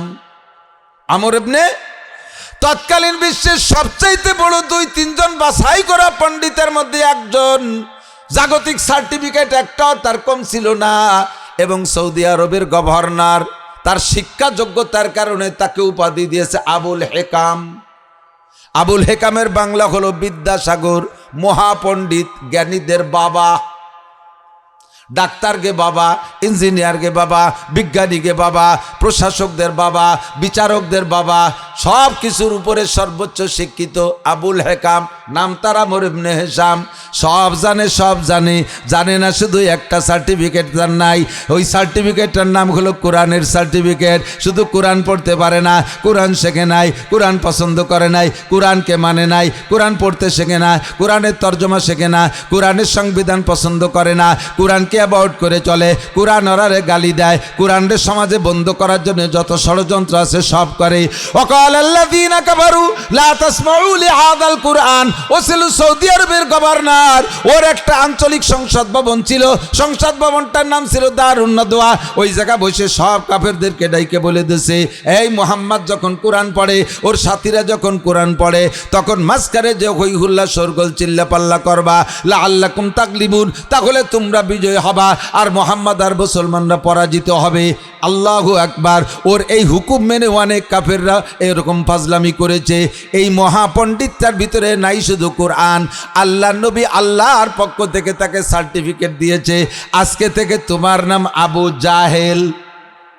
নাম কি? এত ঘন্টের বাইনে কারে কতি যাচ্ছি, নাম তার আবু জাহেল। নাম কি? আবু জাহেল। সব সার্টিফিকেট আছে, নাই একখান সার্টিফিকেট। তার কারণেও ততক্ষণ ছিল বিদ্যাসাগর, আজকে থেকে হয়েছে আবু জাহেল। আবু জাহেল মানে মূর্খদের গডফাদার। সারা দুনিয়া যত মূর্খ আছে তার ভিতরে তুমি ইন্টারন্যাশনাল দামলা। দাবালা রয় না, কথা কন। এক শিক্ষিত পণ্ডিত খেয়াঘাটে যাইয়ে নদীর উপার যাবে, তো ভদ্রলোক শিক্ষিত উচ্চ শিক্ষিত, উনি খেয়ালারে ডাকতেছে খুব উচ্চাঙ্গের শুদ্ধ ভাষায়, ওহে কর্ণধর তরি তরে তরাও। কর্ণধর জীবনও জানে না যে আমার নাম কর্ণধর। বাংলায় কর্ণধর মানে শুদ্ধ বাংলায় কর্ণধরকে খেয়াল আরে, তো কি বাংলা ভরছে নাকি যে কর্ণধর বোঝে? তরি মানে যে নৌকো, তা তো সে জানে না। তরে মানে কিনারে, আর তরাও মানে আনো, এতে বুঝতে পারতেছে না। ওই বসে বসে বিড়ি খাইয়েই যাচ্ছে, ও বসে লোক নাই, এ জন্য আসেও না, উল্টো দিক ভাষা ফিরে দিয়ে বসে বিড়ি খাইয়েই যাচ্ছে। আরে ভদ্রলোক এইরকম শুদ্ধ, ও হে কর্ণধর তরি তরে তরাও, কর্ণধরের সাতায় শোনে না। এই পাশের এক আইলিও নাংলা কিসেন, সে আইসে বলতেছে, ভাই কি বলেন আপনি? ভাই আমাকে উপার যেতে হবে, কর্ণধর তরি তরাচ্ছে না। তো কয় যে ওয়াকলি দিন বইরে ডাকলে আসবে, রাহেন আমি খেয়াই নিয়ে দিচ্ছি। অমকের বেটা হবো, উপার বসে তোর বাপের এই হচ্ছিস। বাংলা কলি চলে আইছে। কই যে আমি এত সুন্দর কলি বললাম তো উইবার আসলো না, তুমি বকানি দিলে চলে আসলো, তাহলে তো আমাকে বকানি শেখা দরকার ছিল। তো খেয়া আসলে এবার খেয়াই উঠছে, খেয়াই উঠিয়া খেয়ালার সাথে এবার মুজাকারায় বসছে। তবলিগি মুজাকারা হয় না, মুজাকারা। তুমি কি ওহে কর্ণধর, তুমি কি বাংলা লেখাপড়া জানো? কয় স্যার বাংলা দুই এক লাইন যদি জানতাম তাহলে কি খেয়া বাইয়ে বেড়াই নাকি, কমপক্ষে গার্মেন্টসে একটু চাকরি বাকরি হলেও করতাম। বলার পর তাহলে তোমার জীবন 4 আনাই মিশিয়ে, জীবন 4 আনাই মিশিয়ে। কয় কি জীবনে কেউ কোনোদিন আমার কোনো অংশরে মিশিয়ে করতে পারলো না। আরে রে এত যত্ন সহকারে উঠলাম, উঠিয়ে আমার 4 আনা মিশিয়ে। কথা আর বাড়াচ্ছে না, চুপ করে রয়েছে যে 4 আনার মধ্যে যায় যা। কদ্দুর আগই বলছে, হে কর্ণধর তুমি কি অঙ্ক অঙ্ক অঙ্ক জানো? তুমি কি অঙ্ক কষতে পারো? কয় স্যার একটু বাংলা একটু অঙ্ক জানলি তো যে কোনো অফিসে একটু পিয়নগিরি হইয়ে খাতি পারতাম, এই কি খেয়া বাইরে বেড়াই পিঠ পোড়াইয়া। কয় তাহলে তোমার জীবন 8 আনাই মিশিয়ে। ও কয় আল্লাহ এই নাকি উঠাইছি আজকে, সারা জীবনই তো মিশিয়ে দেবে, ভাব ভালো না। কদ্দুর যে হে কর্ণধর তুমি কি ইংরেজি জানো? কয় স্যার আমার গোষ্ঠীতেও কেউ ইংরেজিতে আলিফও জানে না। আপনি কি শুরু করলেন? যখন কইছে তোমার জীবন তুমি কি ইংরেজি জানো? কয় না জানি না। কয় তাহলে তোমার জীবন 12 আনাই। এখন কয় আল্লাহ আসাইরে না আছে, এর আগে ওরে নামাই দিতে পারলি কিছু হলি তো তাই পুরো 16 আনা মিছে দিলি শেষ। এর মধ্যে আকাশে তুমুল মেঘ, ছাড়ছে ঝড়, আর নদীতে ঢেউ শুরু হয়েছে। এখন মাঝি খুব ধীর স্থির ভাবে এতক্ষণ একটু জোরে জোরে বাইছে খরার মধ্যে, এখন যখন বাতাস ছাড়ছে ঠান্ডা মেঘ একটু ভালো ঠেকতেছে, বইটে ডিল ছেড়ে দিছে আস্তে। কর্ণধর দ্রুত নৌকা ভাও। কয় স্যার কেন? এতক্ষণ পর্যন্ত খরার মধ্যে দিয়ে বাইরে বেড়াইছে, জুত পাইনি, একটু মেঘ হয়েছে, একটু বাতাস ছাড়ছে, একটু আস্তে আস্তে যাই। সমস্যা কি? কয় না নৌকা ডুবে যাবে। কয় নৌকা ডুবলে অসুবিধা কি? সাঁতার কেটে উপার যাব। আপনি সাঁতার জানেন না? কয় না আমি সাঁতার জানি না। এবার পাইছে মাঝি সুযোগ, তাহলে তোমার জীবন 16 আনাই মিশিয়া। আমি তো 12 আনা যে ঠেকে গেছি, 4 আনা আছে। এই 4 আনা দিয়ে আমি সাঁতরাইয়া উপার যাব, তোর 16 আনা 12 আনা আছে, তো 16 আনাই শেষ। তুই মরবি, সাঁতার কাটতে জানিস না, পেটটা বাইচে থাকবে পণ্ডিত, আর শিয়াল শগুনি খাবে তোর পেট। উভতে থাকবি, তোর ভাষা খুঁচিয়ে খাবে শিল শগুনি কাউ এসে। আর আমি মাঝি সাঁতরায় উপর যাবো, দেখ কার কয়া না মিশিয়া প্রমাণ হবে। কথা কন। আইএ পারো, বিএ পারো, ইংরেজি পারো, বাংলা পারো, অঙ্ক পারো, সব পারো, সায়েন্স পারো, বিজ্ঞান পারো, কোরআন পারো না, তোমার 16 আনাই মিশিয়া কথা কন। আমরা এগুলো পারি না, আমরা কোরআন পারি ইনশাআল্লাহ। এই কোরআন দিয়ে সাঁতার কাইটা পুলসিরাতের নদী পার হয়ে উপার যাব, আর তুই মাঝখানে তোর ওই 12 আনা নিয়ে পুড়িয়ে মরবি, ঠিক না? ওয়াল্লাযীনা উতুল ইলমা দারাজাত। কষ্ট নিয়েন না, সুযোগ আছে। এক সময় এদেশে মাদ্রাসা ছিল না, সেই সময় আপনারা পড়তে পারেন নাই। এখন ঘরে ঘরে, গ্রামে গ্রামে মাদ্রাসা।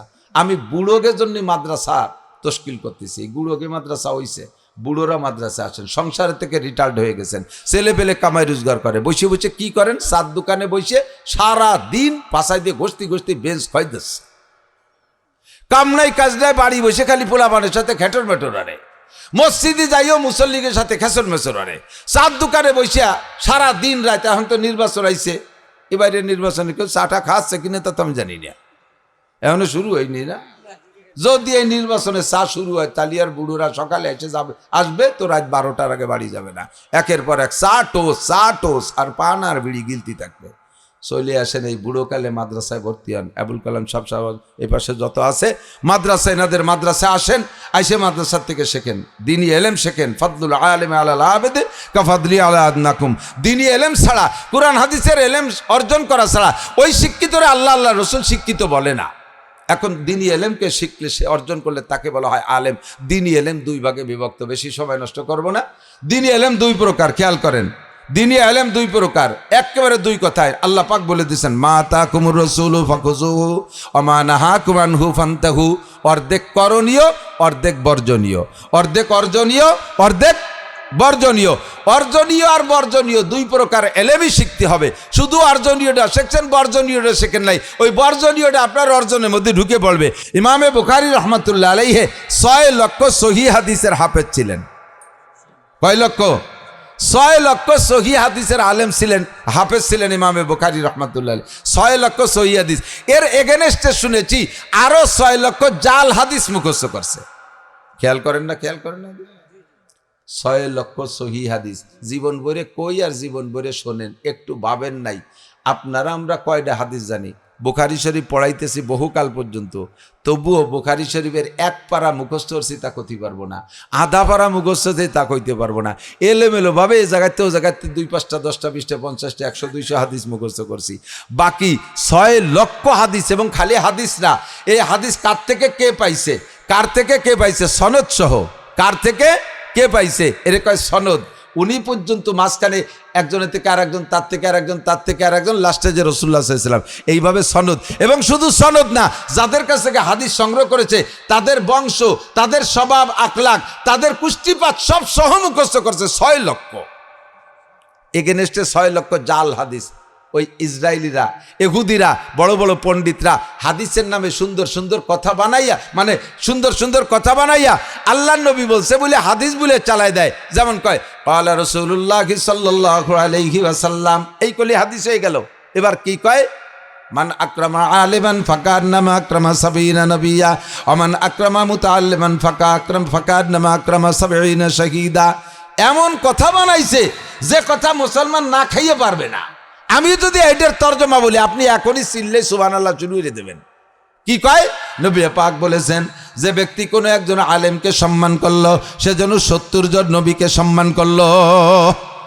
দেখছেন সুবহানাল্লাহ কই বলেছে, অথচ এটার জাল হাদিস, এটা হাদিস না। কথা কত সুন্দর যে শুনলে আমি আপনি মানিয়ে নিতে বাধ্য, যেটা নবী কইছে। ওমান আকরামা মুতাআল্লিমান ফাকান্নামা আকরামা 70 শাহীদা। যদি কেউ মাদ্রাসার একটা ছাত্রকে সম্মান করলো, সেজন্য 70 জন শহীদকে সম্মান করলো। এবারও কয় সুবহানাল্লাহ। এটাও মিথ্যে কথা, এটাও এরকম মিথ্যে কথা অনেক বানাইয়া ক্বালা রাসূলুল্লাহ সাল্লাল্লাহু আলাইহি ওয়াসাল্লাম কইয়া হাদিস বানায় ছেড়ে দিছে। সহি কথার ভিতরে যাতে জাল কথা মিক্সার না হয়ে যায়, এই জন্য ভাগ করে পরিষ্কার করার জন্য ইমামে বুখারী যেমন 6 লক্ষ সহি হাদিস মুখস্থ করেছেন, এগেনস্টে ওদের বানানো এরকম 6 লক্ষ জাল হাদিসও উনি মুখস্থ করছে, যাতে জাল আর সহি একসাথে মিলে ঝুলে না যায়। আল্লাহু আকবার। দোস্তরে আমার আপনার এই জন্য শরীয়তের বিধিবিধান 2 ভাগ করেই জানতে হবে। করণীয়টাও জানতে হবে, বর্জনীয়টা জানতে হবে।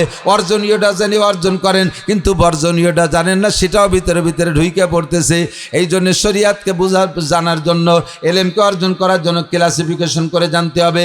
আমার আমলীয় অর্জনীয় যেগুলো, 1 নম্বরে ফরজ, 1 নম্বরে ফরজ, 2 নম্বরে ওয়াজিব, 3 নম্বরে সুন্নাতে মুআক্কাদা, 4 নম্বরে মুস্তাহাব, 5 নম্বরে বলা হয় মুস্তাহাব হুজুর আলাইহিস সালাতু ওয়াস সালাম থেকে প্রমাণিত। তবে এটার পর হুজুরের অত গুরুত্ব ছিল না, হুজুর নিজে আমল করতেন, সাহাবায়ে কেরামও করতেন, কিন্তু করার ব্যাপারে অত গুরুত্ব দিয়ে বলেন নাই এটা মুস্তাহাব। আর কিছু আছে নফল, হুজুর অনুমতি দিয়েছে এগুলো করলে করতে পারো, এগুলো করলে করতে পারো, একে বলা হয় নফল ইবাদত। যেমন বছরে বিভিন্ন সময় নফল রোজা রাখা, 2 নামাজের মাঝখানে লম্বা লম্বা করে নফল নামাজ পড়া, সারা রাত দাঁড়ায় দাঁড়ায় নফল নামাজ পড়া, যত কোরআন তিলাওয়াত করবেন নফল। আপনি ফরজ জাকাত আদায় করার পরে যে টাকাগুলো গরিব গুরাবাগে দেবেন, এগুলো এমনি দানের, একে বলা হয় নফল। এইরকম নফল ইবাদত। তাহলে শরিয়াতের অর্জনীয়ের ভিতরে 1 নম্বরে ফরজ, 2 নম্বরে ওয়াজিব, 3 নম্বরে সুন্নাতে মুআক্কাদা, 4 নম্বরে মুস্তাহাব, 5 নম্বরে নফল। বুঝা গেছে? এবার বর্জনীয়ের ভিতরে 1 নম্বরে হারাম, 2 নম্বরে মাকরুহে তাহরিমি, 3 নম্বরে মাকরুহে তানজি। বর্জনীয়কে 3 ভাগে ভাগ করা হয়, 1 নম্বরে হারাম, 2 নম্বরে মাকরুহে তাহরিমি, 3 নম্বরে মাকরুহে তানজি। তিনটাই বর্জনীয়। এই জন্য আল্লাহ পাক বলেন, মা তাকুমুর রাসূলু ফাকুজুহু, আমার রসুল তোমাদের যে কাজগুলো করতে বলে ওইটা করো, ওইটা ধরো। ওমা নাহাকুম আনহু ফান্তাহু, যেটা ছাড়তে বলে সেইটা ছাড়ো। এবার আমরা পুরুষরা বিভিন্ন মাঠে ময়দানে ওয়াজ শুনতে যাই, অনেক কথা শুনি শিখি। এই শোনার ভিতর দিয়ে আল্লাহর রহমতে অনেক অর্জনীয় অর্জন করা শিখেছি, অনেক বর্জনীয় বর্জন করাও শিখেছি। কথা বলেন ঠিক কি ঠিক না? এই দেশে মহিলা মাদ্রাসা ছিল না, পুরুষ মাদ্রাসা ছিল। গহরডাঙ্গা মাদ্রাসা, ভবানীপুর মাদ্রাসা, কাজুলিয়া মাদ্রাসা, কুরবালা মাদ্রাসা, গোপালপুর মাদ্রাসা, আমাদের উপাসে চন্দ্রদিগেলে মাদ্রাসা, সুটপা মাদ্রাসা, তারাইলপুকুর মাদ্রাসা, উদয়পুর মাদ্রাসা। সারা বাংলাদেশে হাজার হাজার বড় বড় মাদ্রাসা ছিল। সেখানে মাদ্রাসায় পুরুষরা যায় যে লেখাপড়া শিখে, তারা হালাল হারাম চিনছে, হালালকে হালাল হিসেবে অর্জন করা, হারামকে হারাম হিসেবে বর্জন করার এলেম তারা অর্জন কইরা আলেম হয়েছে। কিন্তু অনেক কথা আছে আমরা আলেম হইয়া স্টেজের ভিতরে, ময়দানের ভিতরে সে কথাগুলো বলতে পারি না, যে কথাগুলো অত্যন্ত লজ্জার কথা।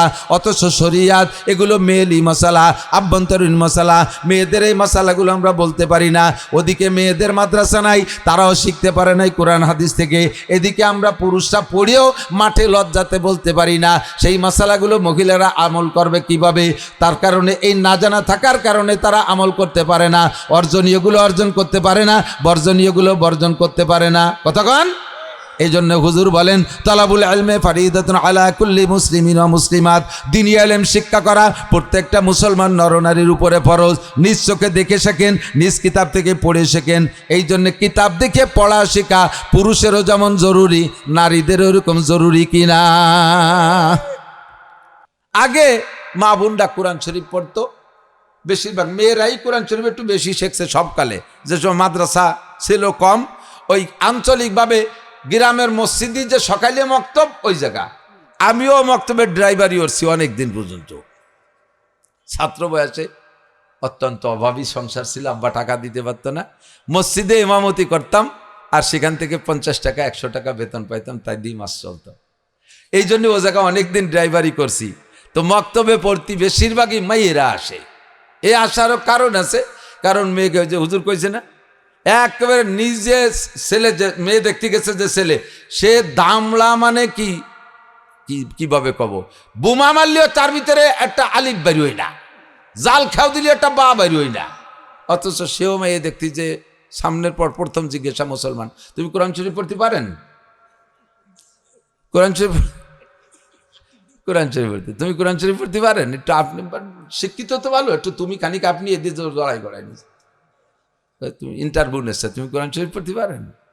আর মাই ওই জায়গা যদি কোরআন শরীফ পড়তে না পারে তাহলে এক্সপেল্ড। উনি যে পারে না তা দেয়া দেই নেই, সে কেন পারলো না তাই ফেল। এই জন্য মাইকে কোরআন বিয়ের সময় কোরআন শরীফ পড়া লাগবে। এই জন্য মেয়েগুলো মক্তবে বেশি পড়তো। কি পড়তো? মক্তবের হুজুর, মসজিদের ইমাম সাহেব আবার বেতনের কার অভাবে প্রত্যেক 2 মাস 3 মাস পর পর হুজুর পাল্টে যায়। যে হুজুর পাল্টে চলে গেছে, নতুন হুজুর আসছে, আসলে এই হুজুর এসে ফিরে গুড়াইতে একটু ইন্টারভিউ নেতা পারে না, ফিরে গোড়াইতে শুরু করে। এইভাবে 8, 9, 10 বছর মক্তবে ভর্তি ভর্তিছে, আনাকুম উনকুম ছাড়াতে পারে না। মনে আছে নাকি কোরআন শরীফ? আগে তো আনাকুম উনকুম দিয়ে পড়তাম না আমরা, কান্নাকুম বা আন্নাকুম। এই লম্বা সেই বুগদাদি সিপারা, এই নৌকোর হাতে 1.5 হাত লম্বা লাল লাল সিপারা, এই সিপারা ছাড়াতে পারে নাই, কোরআন শরীফ ধরতে পারে না। এর মধ্যে মাইয়ে শিয়ানা হয়ে গেছে, বিয়ের প্রস্তাব চতুর্দিক দিয়ে। এখন তো এই বিয়েতে তো ইন্টারভিউ দিতে হবে কোরআন শরীফ পড়া। তো মাইয়ের মা কয় যে আর জীবনে মুষ্টি চাল দেবো না হুজুর রে, আজ 10টা বছর মক্তবে এখনো কোরআন শরীফ ধরাতে পারলো না। এই খবর হুজুরই কানে গেছে, হুজুর কয়ে দিছে, এই শিয়ানা যে কজন কালকে সবাই খই নিয়ে আসি। আগে তো খই দিয়ে কোরআন শরীফ ধরাতে হতো, গুড় দিয়ে খই দিয়ে ধরাতে হতো না। ডিশ বইরে খই নিয়ে কোরআন শরীফ এই 40-50 পারা হবে, এরকম একখান দিয়ে নিয়ে গেছে। নিউজ প্রিন্টের কাগজ ঠেয়া যেন 50 পারা কোরআন শরীফ, এত মোটা জুস দান দিয়ে বান দিয়ে নিয়ে গেছে, কোরআন শরীফ ধরাই দিয়েছে। কোনো যোগ্যতা নেই পড়ার, একটা লাইনও নাই, আলিফলাম পৃষ্ঠা একবার পড়াই দিছে, ওইটুকুই শিখছে। তাতে অশুদ্ধ কি কতি গেলি পেরা বিটিরা আমার রাগ করবে যে হুজুর খালি আমাকে ব্যাঙ্গায়। আমি তো এর পরীক্ষিত উস্তাদ। আমার হয়েছে কয় হুজুর, আমার এই মেয়েটা আমার মাইস চাষির কাছে 3 খতম দিয়েছে। ওর উস্তাদ হলো মাইস চাষি। মাইস চাষি বলেন তো, মাইজিয়া চাষি, মাইস চাষি। আমার মাইস চাষির কাছে 3 খতম দিয়েছে। আপনি একটু শোনেন দি কেমন হলো। আমার কাছে এসে ভর্তি, আরে কপাল। তা আমি ভালোই মুখস্থ করতে পারিনি, যেটুক শুনছি আমার মনে। আউযুবিল্লাহ শুনলি আপনার মানে গালে প্যারালাইসিস এসে দেবে।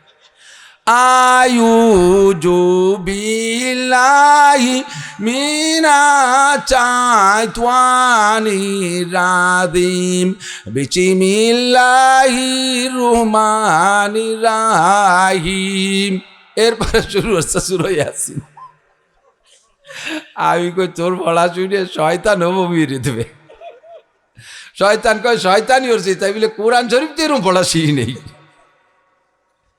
এই যে বোমবাস্টিং মার্কা না কেরাত, কোরআন শরীফ নামাজ ভাঙ্গার কারণ 19টে, তার ভিতরে 1 নম্বরে কিরাত অশুদ্ধ পড়া। আপনি বলেন এই কায়দার কোরআন শরীফ পড়লে কি নামাজ হবে? বলেন হবে? কিচ্ছু হবে না। পুরুষেরও হবে না, নারীদেরও হবে না। আমাদের পুরুষদের একটা সুযোগ আছে, আমরা হানাফি মাযহাবের মুসল্লি, আমাদের মাসলাক হলো মান কানা ফি সলাতি ইমামুন ফাকিরাতুল ইমাম লাহু কিরাতুন। যার নামাজে ইমাম আছে, ইমামের কিরাতি তার কিরাত। কথা বলেন, আমরা এই আকীদায় বিশ্বাসিত, ইমামের কিরাতি কিরাত। তাহলে আমরা কমপক্ষে ফরজ নামাজের বিপদ যাতে ইমামের গাড়ে উঠে দিয়ে সারিয়ে আসতে পারতেছি। ইমাম চাপ পড়ুক, ভুল পড়লে হুজুর দায়ী না, শুদ্ধ হলিও কিয়ামতে হুজুরি কাছে নামাজ আদায় করে নেব। তোমারে বেতন দিছি, মুষ্টি চাল দিছি, জম্মের খান খাইছি, নামাজ পেলাও। ভুল বললি হুজুরি কাছে আদায় করবো, সহি হলি তো হুজুরও বেঁচে গেলাম, আমরা বেঁচে গেলাম। কিন্তু মহিলাদের ব্যাপারে আমাদের কড়া নির্দেশ, মহিলারা মসজিদে যাবে না, মহিলারা জামাতে নামাজ পড়তে যাবে না। মক্কা মদিনার মাসালা বাদ দেন, রসুলের জামানায় সাহাবায়ে কিরামদের জামানা বাদ দেন, হয়তো তোমারই বলেছেন আজকে থেকে 2 মসজিদ ছাড়া পৃথিবীর কোনো মসজিদে মহিলা নামাজ পড়বে না। হেরেম শরীফের মসজিদ, মসজিদে নববী, এটা হাজিদের খাতিরে এই অনুমতিটা রাখা হয়েছে। মহিলারা জুমার নামাজ পড়বে না, ঈদের নামাজ পড়বে না, জানাজার নামাজ পড়বে না, মহিলারা তারাবির নামাজ জামাতে পড়বে না, মহিলারা কোনো নামাজে ইমামতিও করতে পারবে না, নফল নামাজও না, ফরজ নামাজও না। এখন তাদেরকে মসজিদে আসতে দিলাম না, কিন্তু কিরাতের অবস্থা তো সেই সবাহি মক্তবের কিরাত, সে আমপারা বুগদাদি কায়দার কিরাত, তাই দিত নামাজ হয় না। এখন উপায় কি? এক তো আসতে দিলাম না মসজিদে ইমামের পিছনে, আবার তাদেরকে শুদ্ধ করে কোরআন শরীফও পড়া শেখালাম না। হাজার হাজার লক্ষ লক্ষ মানুষ কিয়ামতের ময়দানে দুনিয়ায় নামাজ পড়ে আপনি নিজেকে মুসল্লি বানাইয়া রওনা দিয়েছেন আখিরাতের দিকে। হাসরের মাঠে আপনি শূন্য হাতে উঠবেন, শূন্য হাতে উঠবেন। আপনার আমলনামায় কোনো নামাজ নাই, আপনার আমলনামায় নামাজ নাই। এক ওয়াক্ত নামাজের জন্য যেই পরিমাণ জাহান্নাম বরাদ্দ আছে, একজন বেনামাজিকে যে পরিমাণ শাস্তি দেওয়া হবে, এইরকম ভুল নামাজ পড়ে যারা হাসরের মাঠে উঠবে তাদেরকে একই পরিমাণ সাজা দেওয়া হবে। এখন কাজেই মহিলাদেরকে শুদ্ধ করার কি উপায়?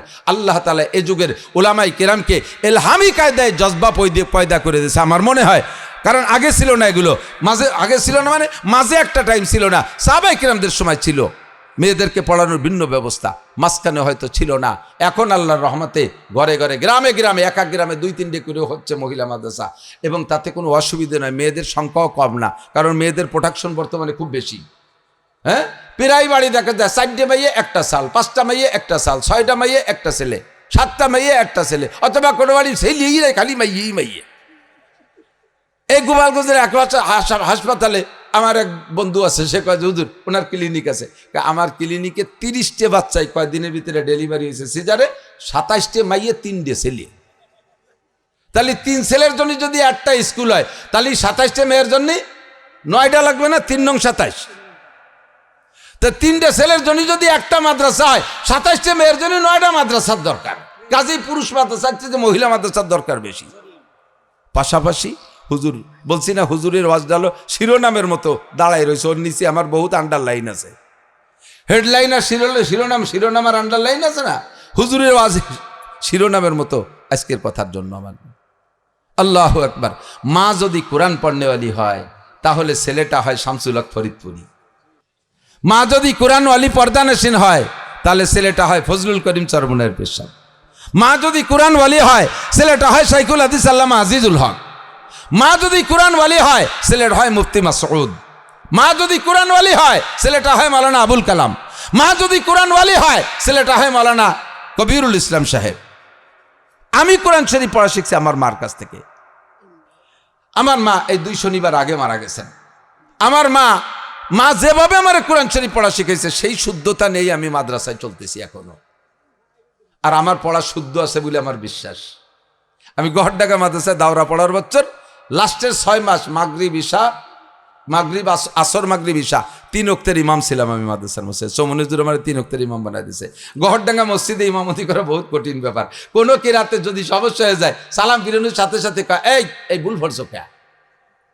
আর বড় হাফেজ সাহেব হুজুর ছিলেন বেকায়দা সিং খাড়া ওরা মানুষ, ভুল বলার সাথে সাথে গুতো এটাই চিদত্ত। আল্লাহর রহমতে 6 মাস ইমামতি করছি। আমার মার কাছ থেকে যেভাবে পড়ছি সেইভাবে পড়া দিয়া। মা ইন্তেকালের 1 সপ্তাহ আগে শুক্রবারে আমি জুমার নামাজ পড়াতে যাওয়ার সময় বলতেছি, মা আমি তো নামাজ পড়াতে যাচ্ছি, দোয়া করেন। মা কয় কি নামাজ কোন এই সময়? জুমার নামাজ। এত অচেতন হয়ে গেছে যে বার হুশ নেই। আমি বলার পরে বলতেছে, আজ শুক্রবার, তাই তোমরা আমার কবা না আমি একটু সূরা কাহাফটা পড়তাম। 2 বছর বিছানে পড়া, মুখে উঠে খাওয়াই দিই, পেশাব পায়খানা সাফ করে দেওয়া লাগে, পোলাপানের মতো আমি প্যাম্পাস পরায় রাখতাম আমরা। আমার এই মা একটুক হয়ে গেছে ছোট, তাই বলতেছে আমি একটু সূরা কাহাফটা পড়তাম। আমি তো, আপনি কি দেখে পড়তে পারবেন? কোরআন শরীফ দেবো? কয় না, মুখস্থ পড়বো। তাই পড়েন মা। শেষ পৃষ্ঠা আমার মা শুয়ে মুখস্থ শুনাইলে একেবারে সহি শুদ্ধ। আমার ব্যক্তিগত শকর যে আমি ওই আল্লাহওয়ালি মা, কোরআনওয়ালি মায়ের পেটে জন্ম নিছি বিদায় আমাকে আল্লাহ পাক এ পর্যন্ত আসার তৌফিক দিয়েছেন। আমি তো ঠকি নাই, আলেম হয়ে আমি ঠকি নাই, আমি কোরআন পড়ে ঠকি নাই। আমি চ্যালেঞ্জ করবো গোপালগঞ্জের জিনারেল আল্লাহদের সাথে, আল্লাহর রহমতে আমি সব জিনারেল আল্লাহদের চাইতে আমি উপরে আছি। আমার ব্যক্তিগত শকর, অহংকার করছি না, এটা কোরআনের খাতিরে আমি শকর আদায় করছি। কতক্ষণ গোপালগঞ্জের জেনারেল লাগে সারা বাংলাদেশের কয় জায়গা চেনে এক প্রধানমন্ত্রী ছাড়া? আমারে বাংলাদেশের না চেনে কোন জেলার মানুষ, এবং কোনো খারাপভাবে চেনে না, মোহাব্বতের সাথেই চেনে। এ শকর আমি আদায় করি। আমি মা যদি আল্লাহওয়ালি হয়, সন্তান আল্লাহওয়ালা হবে। মা যদি ভালো হয়, তাহলে সন্তান ভালো হবে। এজন্য মাটা ভালো হওয়া দরকার। মা ভালো হওয়ার আর কোনো কারখানা নাই। মা ভালো মা প্রোটেকশন দেওয়ার আর কোনো কারখানা নাই। একমাত্র কওমি মহিলা মাদ্রাসায় ভালো মায়ের প্রোটেকশনের কারখানা। কথা বলেন ঠিক না? আপনার মেয়েকে পড়ান। এই যে একটা কথা ভাই বলছে, বললাম না শিরোনাম কথা উনি বলে বেড়াইছে। আমার কাছে যে কত জেনারেল উচ্চ শিক্ষিতরা প্রস্তাব দিয়ে রাখছে, হুজুর একটা মহিলা মাদ্রাসার মেয়ে খুঁজে দেন, একটা মহিলা মাদ্রাসার মেয়ে খুঁজে দেন, বিয়ে করবো। আমি বললাম তুমি তো কলেজে পড়ো, তা কলেজে দি কত মাইয়ে আছে? কয় না, কলেজের গুলো মাইয়ে নাই, সব ছেলে হয়ে গেছে। কলেজের গুলো মাইয়ে নাই, ছেলে হয়ে গেছে। তা কিনে বলো, আমরাও প্যান্ট পরি, তারাও প্যান্ট পরে, আমরাও শার্ট পরি, তারাও শার্ট পরে, আমরাও চুল এরকম কাটি, তারা এরকম কাটে। আমাকে হাত চুড়ি নাই, তাগেও নাই। আমাকে কানে দুল নাই, তাগেও নাই। আমাকে গায়ে উড়না নাই, তাগেও নাই। আমরা আল্লাহর ফজলে সিগারেট খাই, তারাও খায়। তাহলে মেয়ে সব ছেলে হয়ে গেছে না? কয় যে ও বাড়ি নিয়ে টেয়ার কায়দা নাই, ও দাবড়ের ঘোড়া, গরু তিলাই থই 1 পাউ দিয়ে, আর ঘোড়াই লাই থই 2 পাউ দিয়ে। কথা কন না? ঘোড়া গরুতি লাথি মারে 1 পাউ দিয়ে না, আর ঘোড়ায় জোড়া লাথি। এই দাবড়ের ঘোড়া বাড়ি নিলি কয় বা বেটা লাথি খাতি খাতি শুয়ে যাবো। হুজুর মাপসাই একটা মহিলা মাদ্রাসা হুজুর মাইয়া এনে দেন। হয়তো হুজুর মাইয়া আনতে তো তোমার একটা হুজুরে ভেষ ধরা লাগবে। কয় যা তালি দাঁড়িয়ে রেখে দেবানি হুজুর, তালি দাঁড়িয়ে রেখে দেবেন। তাহলে একটা ভালো মেয়ে বিয়ে করার জন্য জেনারেল শিক্ষিত সে দাঁড়িয়ে রেখে হুজুর সাজার সিদ্ধান্ত নিচ্ছে। কথা কন? অরিজিনাল সতী ভালো ভদ্র মেয়ে যদি নিতে হয়, ঘরে একটা ভালো বউ যদি আপনি পুত্রবধূ পেতে চান, তাও এখান থেকে নিতে হবে ইনশাআল্লাহ। আমি কক্সবাজার মৌলানা কক্সবাজারে বাঁশখালী মৌলানা আক্তারুল ইসলাম সাহেবের মাদ্রাসায় গেছি। ওই মাদ্রাসায় বড় মাদ্রাসা, 1-1.5 হাজার ছাত্রী। দাওরায় হাদিসে আছে 55 জন। আমারে কইল যে হুজুর, আমার এখানে যারা প্রধান বক্তা আসে তারা যদি হাদিসের শিক্ষক হয় তাহলে তাদেরকে দিয়ে আমি একটা সবক আমার মেয়েদের পড়াই রাখি। তা আপনি শাইখুল হাদিস বুখারী পড়েন, তো আমার মেয়েকে একটা সবক পড়াই দিয়ে যান, চলেন যাই। তা আমি 1 পৃষ্ঠা প্রথম খণ্ডের মাঝখান থেকে 1 পৃষ্ঠা আমি এক জায়গাতে দেখে গেছি, এক নজর। ভিতরে গেছি, মেয়েরা ভিতরে বসা আর আমরা বাইরে বসা 2-3 জন। তো হাদিস পড়ানোর নিয়ম হলো, এবারত রিডিং পড়ে ছাত্রছাত্রীরা, তর্জমা করা হয় না। যে হাদিসের উপরে কিছু কথা আছে জরুরি, ওই জায়গা থামাই দিয়ে তার ব্যাখ্যা দেওয়া হয়। আর পড়ো, রিডিং পড়ো, ইবারত পড়ো। তা আমি ওখানে যে বললাম যে তোমরা এত নম্বর পৃষ্ঠা খোলো, আমি কোথায় পড়াবো তা ওই মেয়েরা জানে না। আমি যে বললাম এত নম্বর পৃষ্ঠা খোলো, খুলছে, তোমরা কেউ পড়তে পারো? জি হুজুর। একটি মেয়ে পড়লো। আহা, কথা না বলি, এই বিষয়গুলো আপনারা আওয়াজ ছাড়া সমাধান করেন, স্থানীয় গণ্যমান্য ব্যক্তিরা। যা কিছু হয়েছে সেটা আওয়াজ ছাড়া ছাড়েন। আমার দিক খেয়াল করেন। একটি মেয়ে এবার ইবারত শুরু করলো। বুখারী শরীফের পৃষ্ঠা কিন্তু কোরআন শরীফের মিনিমাম 3 পৃষ্ঠার সমান, বরঞ্চ তারও বেশি হতে পারে, 4 পৃষ্ঠার মতো হতে পারে। 1 পৃষ্ঠা তো বড় বড়। ওই মেয়েটি আমার মনে হয় 4 নিঃশেষে, 3 থেকে 4 নিঃশেষে এই 1 পৃষ্ঠা পড়ে ফেলছে। আমার এই শিক্ষকতার জীবনে আমি ভালো ভালো মেধাবী ছাত্র আমাদের কাছে পড়ছে, আমি কোনোদিনও কোনো পুরুষ ছাত্রের মুখ দিয়ে এত সুন্দর ইবারত আমি শুনিনি। একটা নুক্তা, জের, জবর কোনো বাধা নাই, একটা শব্দ তুতলাই নেই, আর কোনো নাহু সরফের গ্রামারের কোনো ত্রুটি নেই। এত সুন্দর পড়ছে। আক্তার সাহেব বললেন, মেয়েটা যদি ছেলে হইতো, এই মেয়েটি যদি ছেলে হইতো আর এইভাবে যদি এলেম এই পর্যন্ত আসতো, ও হাটাজারি মাদ্রাসার শাইখুল হাদিস অযোগ্য। এত ভালো আলেমা হয়েছে, এত ভালো আলেমা হয়েছে। আমার বিশ্বাস মেয়েটি যদি এভাবেই থাকতে পারে, আল্লাহ যদি তাকে রাখে, তাহলে তার পেটের বাচ্চাগুলো প্রাথমিকভাবে 2-4 ক্লাস পড়তে আর গ্রামে অন্য জায়গা মাদ্রাসায় যাওয়া লাগবে না। মায়ের কোলে থেকে মিজান নাহবের হিদায়াতুন পর্যন্ত পড়তে পারবে। ইচ্ছা করলে মা সন্তানদের সবগুলো বুখারী পর্যন্ত পড়াইতে পারবে। এমন মেয়ে দরকার আছে না নাই? মেয়েদের সতীত্ব নিয়ে খুবই একটা সন্দেহ চলতেছে, তাদের ইজ্জত সম্ভ্রম নিয়ে খুবই একটা বিপদের ভিতরে আছেন।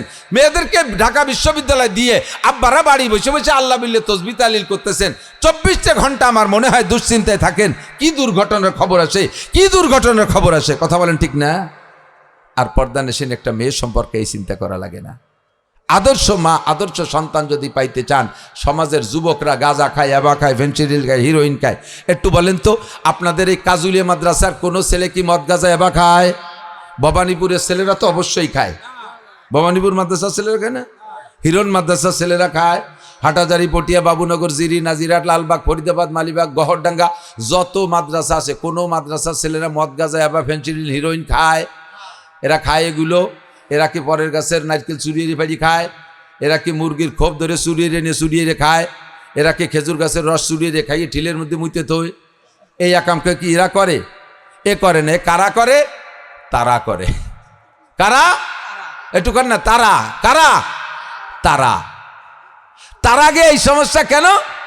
তারাদের কি বলা হয়, এলেম কিছু শিখতেছে, জাগতিক এলেম, তা এরকম বলে তালিম, কিন্তু তাহজিব আর তামাদ্দুন নাই। হাতে নাতে আখলাক আর চরিত্রের প্রশিক্ষণ নাই। হাতে নাতে আখলাক আর চরিত্রের প্রশিক্ষণ নাই।